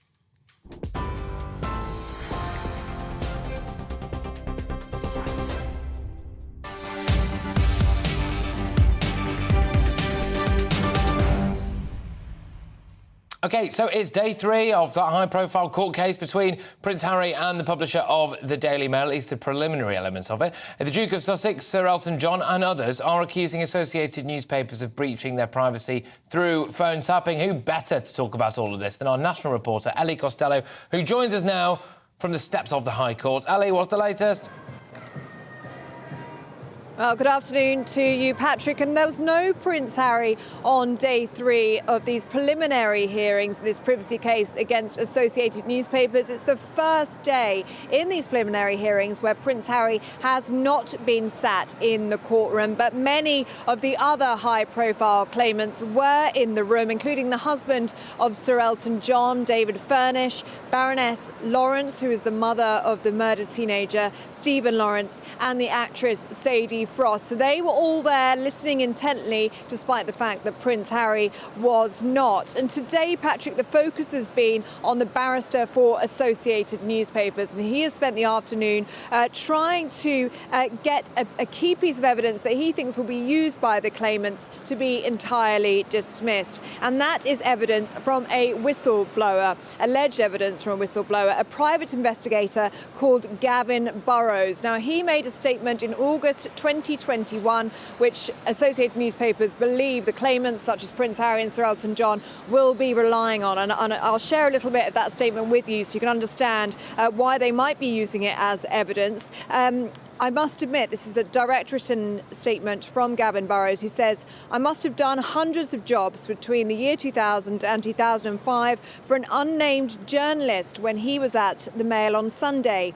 Hugh Grant, Prince Harry, Elizabeth Hurley, Sir Elton John and Sadie Frost were just a small number of my targets. I did Hugh Grant's voicemails. I landline tapped. I put a tracker on his car. Liz Hurley," he writes, "he did lots of financial checks, travel blagging, and accessed her medical records when she was having a baby."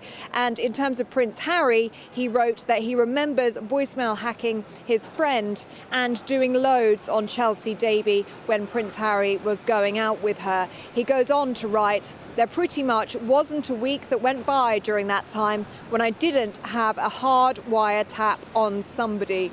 Well, Patrick, it's very important to say at this point that Associated Newspapers vehemently deny any of the allegations that are in this statement and any of the allegations that have been put in front of the courtroom this week.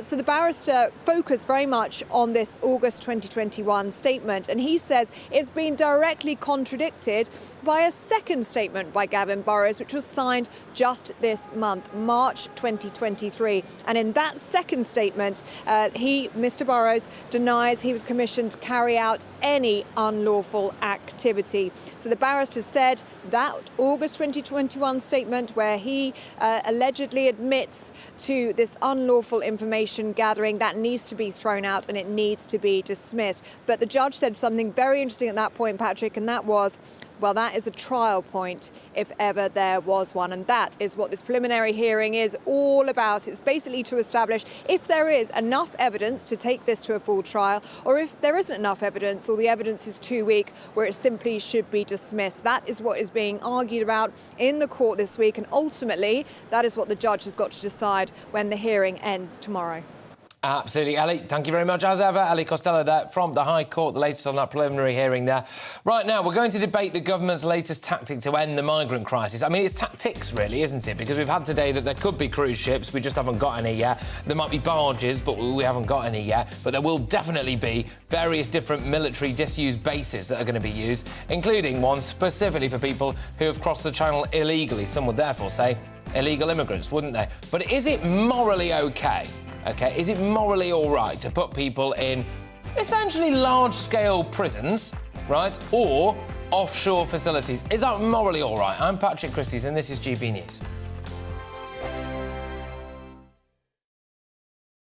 I joined GB News because I was sick and tired of not hearing my views being represented, not just mine, but so many people that I knew and spoke to. I just couldn't get my voice out there. I couldn't say anything. I couldn't do anything. Whatever the narrative was, I kind of had to follow it. GB News is there to provide a voice for those who have been ignored by the establishment media. We think different things. We've got a different style. GB News is here to be optimistic and positive about the future. It's real kind of dynamic and flowing, with the audience very much at the heart of it, like a big family. Here at GB News, we talk about the things that matter to you. Hearing the voices from right across our towns and cities, especially our towns. All sides of the argument represented with a heavy dose of opinion. We're on a mission here to make a difference. And the GB News family really is here for you, and whatever time of day you can watch or listen. Britain's watching. Britain's watching. We're proud to be GB News, The People's Channel. Britain's news channel. Westminster is going around in ever-decreasing circles, followed by the media. Britain is broken. How on earth did we get into this mess? But more importantly, how do we get out of it? Join me at 7 p.m, Mondays to Thursdays on Farage, here on GB News. We will have open, rational debate. We've got to work out how Britain moves forward from this. Join us here on GB News, the People's Channel. Britain is watching. You've probably seen politicians interviewed 1,000 times, but we do it differently. We find out who they really are, we don't shout, we chat, and hopefully we bring a bit of light, not just heat. Did you know Kate Moss? Apparently. Do you have a pair of jeans or a pair of jeans? No, of course I don't. What would I do with them? My friends are like, oh my God, what's she doing now? Join me every Sunday at 6 for Gloria Meets, only on GB News, the People's Channel, Britain's news channel. I'm Jacob Rees-Mogg, the Member of Parliament for North East Somerset and a former government minister. For years, I have walked the corridors of power in both Westminster and the City of London. I campaigned in the largest democratic vote in our island's story. I know this country has so much to be proud of. We need to have the arguments, the discussions on how we make it better. The wisdom of the nation is in its people. Vox Populi, Vox Dei. That's why I'm joining the People's Channel. Join me Monday to Thursday at 8 p.m. on GB News, Britain's news channel. I'm Mark White. As GB News Home and Security Editor, I cover those key issues that are so important to you. Our authorities, our communities doing all they can to combat violent crime. With the public services under unbearable strain, why are we still failing to control our borders? Defence, the first priority of any government, has been continually hollowed out. Can we trust our politicians to protect the armed forces? Join me, Mark White, on GB News.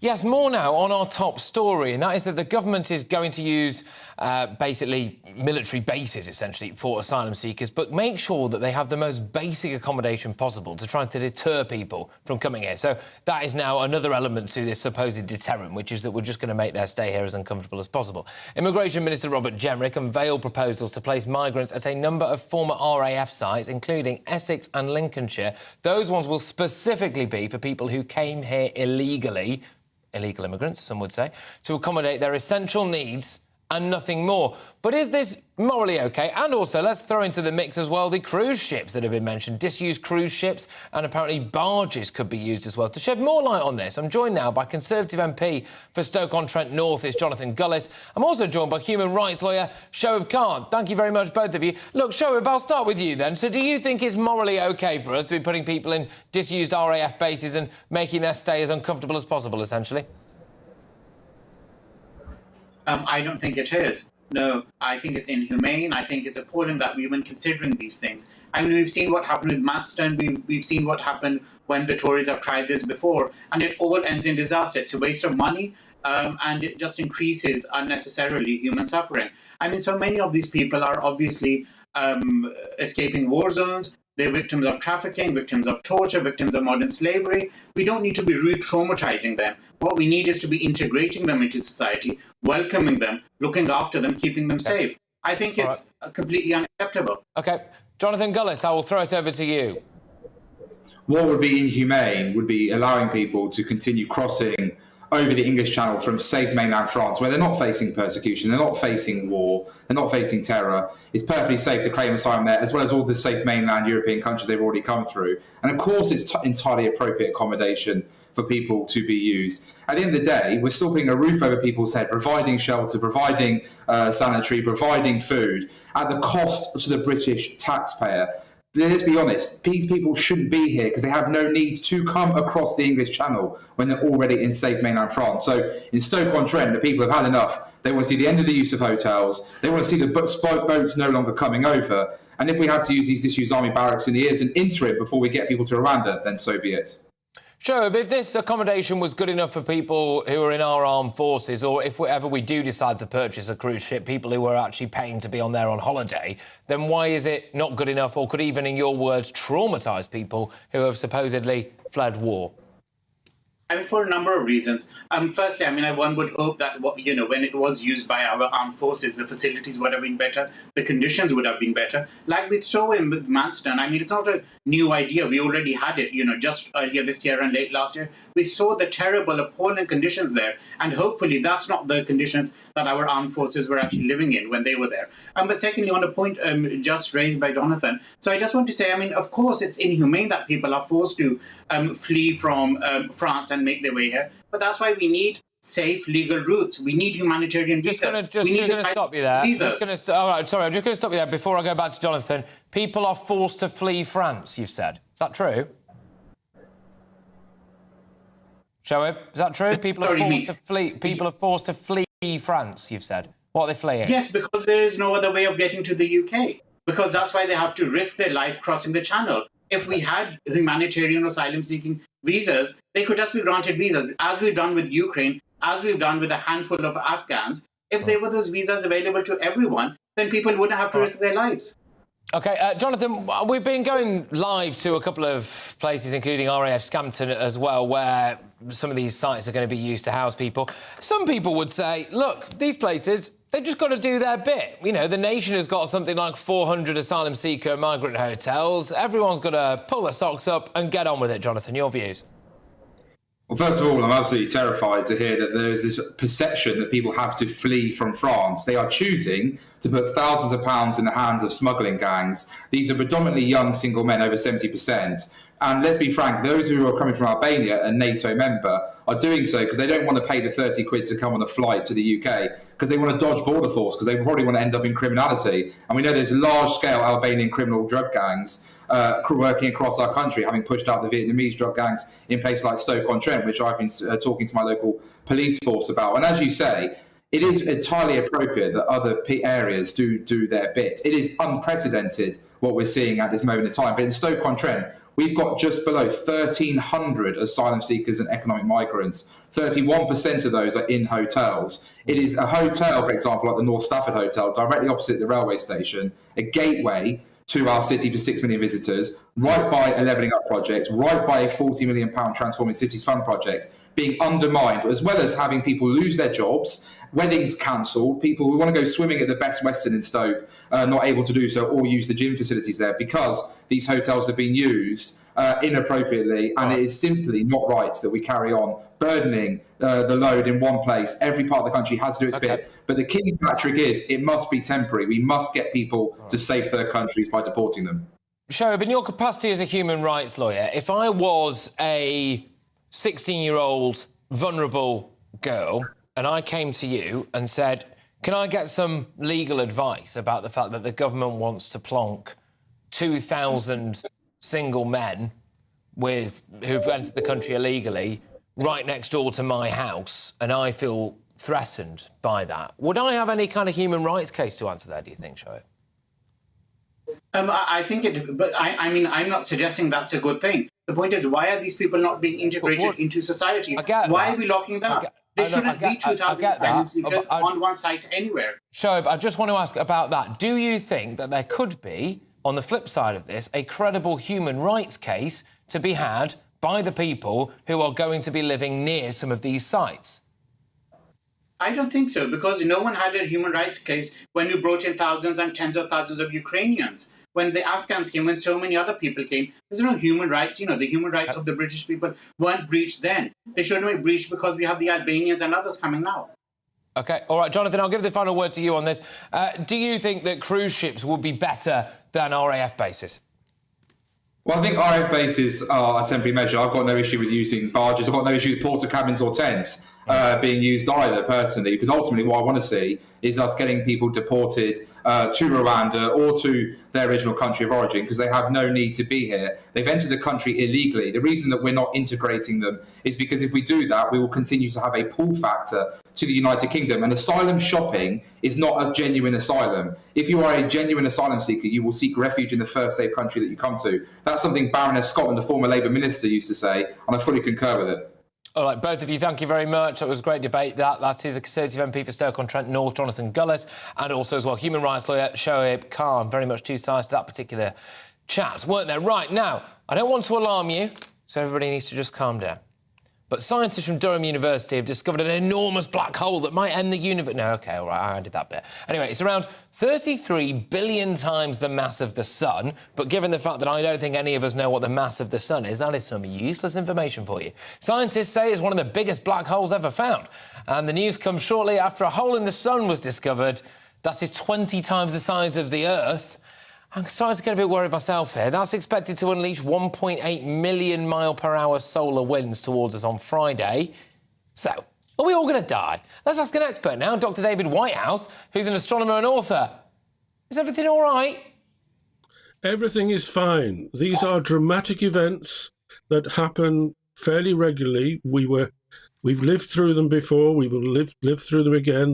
The ultramassive black hole is a tremendous object, but it's on the other side of the universe, and it's going to tell us a lot about how galaxies work and how galaxies were formed. And indeed, black holes themselves are amazing objects because they are made of folded space, and they tell us about the secrets of space and time. So this is an amazing discovery that's of no use to anybody, except it's finding out about how the universe works. And that's fascinating. OK, so it's on the other side of the universe, which is... I mean, I can think of a few people I'd like to put on the other side of the universe, to be honest with you. So there's that side of thing, all right? But the actual hole in the sun that has emerged, which is a different story, but equally concerning, I'm hearing things about solar winds. I mean, it sounds terrifying. Should I be scared by that?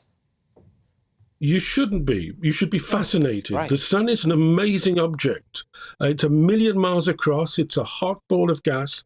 Its surface is 6,000 degrees hot. It's got an even hotter atmosphere above it. And it goes through a cycle of 11 years. And it's in an active phase at the moment. And there's lots of explosions and activity on the surface. And all the time, as well as light, it's throwing out particles. And occasionally you see one of these small on the sun scale, large on the size of the Earth, holes, a coronal hole they're called, which actually allows more of these particles to shoot out into space, rather like a hose pipe throwing water across the garden.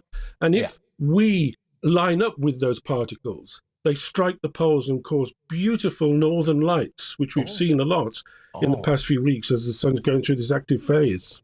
I actually went to see the Northern Lights once in Norway, and it remains to this day the most magical thing I've ever seen. Now, very quickly, I've got to ask you, what do you think is, if you go through a black hole, what do you reckon happens? That's a silly question. Nobody knows. Nobody knows. Some people have speculated that they are portals to another universe, that you go through a black hole and you pop up somewhere else. That theory is not quite so favoured at the moment. Some people believe that at the back of the hole, in the middle of a black hole, there is a singularity where space and time itself are taken out of existence, crushed out of existence. But the thing is about a black hole is that they are creatures of space and time, and therefore they tell us about the fundamental laws of space and time. And in there is how the universe began, how the universe will end. And one day, all the stars around us, all the planets around us, all the stars you see in that picture there will be gone. The universe will be dark, and for a long time it will only be inhabited by black holes. Oh, my gosh. All right, Dr. David, I could talk to you all day, apart from the fact that I'm not allowed because I'm being shouted at. Dr. David Whitehouse there, who's an astronomer and author. Please come back soon before we inevitably get sucked into a black hole. But with me now is Michelle Dewberry, who's got another box office show coming your way. All right? I have. I liked him, by the way. He was nice and positive, wasn't he? You know what? He's all right. Can I just say, sometimes you get astrophysicists on and you think, weirdo, right? He wasn't one of them. Well, I did spend a little bit too long looking at the background of his shot there. Because I always find it fascinating, this obsession now that we have with everyone kind of zooming into television shows. It never used to be like that, I remember. And I always find it fascinating, what is on the background of people's backdrops? Do I want to know what was there with him? No, I don't know, that's what I'm saying. Oh, right. Way too long trying to see. Yeah. Were there cassettes? Were there books? What were the subjects of the book? I just find it really interesting. I'm a nosy Parker. Well, I mean, I remember some MPs were getting done at times during lockdown when everyone was in front of their bookcases, and it was like, oh, you've got a book there about 1930s Germany. You must be a Nazi. It's like, well, no, it's just a history book. It's a history book. But I never got into trouble with that stuff because I don't read, so I didn't have any books behind You didn't have any, but didn't you have the colouring books out on display? Colouring books were there, yeah, that's true. Takeaway menus. Yeah, that's always very good. Yeah, the takeaway menus were good. Anyway, what you got coming up? By the way, I've just reminded myself, actually, of a time just when this channel launched, and a guest on my programme, Cheeky So-and-so, he was sat in front of a whiteboard and he scrawled something not very pleasant on the whiteboard. Yeah, he's a pillock, though. Yeah, and luckily, my eagle-eyed producers spotted it and got rid of him. Yeah, and he's never been back on since. And actually, you know, I know who he is, and he's really gutted because he used to work for Jeremy Corbyn and he was really close to being in Downing Street, and now he's an absolute nobody. Anyway, Michelle. Anyway, let me tell you this. 5 if you seconds. want to know what's on my show, you've got to stay tuned, you've got to watch it, you've got to listen. Ben Habib, legend Joe Phillips will be joining me. Lovely stuff. I'm Patrick Christys. See you tomorrow at 3. Alex Deakin here with your latest weather update from the Met Office. A fairly cloudy day leading into a mostly cloudy night with rain at times, particularly through the evening period. Quite a breezy night, but it won't be particularly cold. Low pressure is dominating our weather. Plenty of isobars on the chart. That's why it's so blustery. And these weather fronts kind of straddling the UK through this evening, bringing spells of rain. The rain easing for a time across Northern Ireland, but showers will follow here, turning a bit drier too across parts of Northern England and southern Scotland through this evening. But further area of rain working its way across the Midlands, Wales and into eastern parts of England through the early hours. So, as I said, a lot of cloud around, outbreaks of rain. Fairly breezy, not particularly cold to start Thursday. In fact, Thursday will be a pretty mild day, and it should be a brighter day for most of us as well. Starting off fairly grey, still with some rain across the eastern parts of England. And then it's a day of watching the showers develop. There'll be some right from early in the day, but we'll see more of them picking up, I think, by the hour.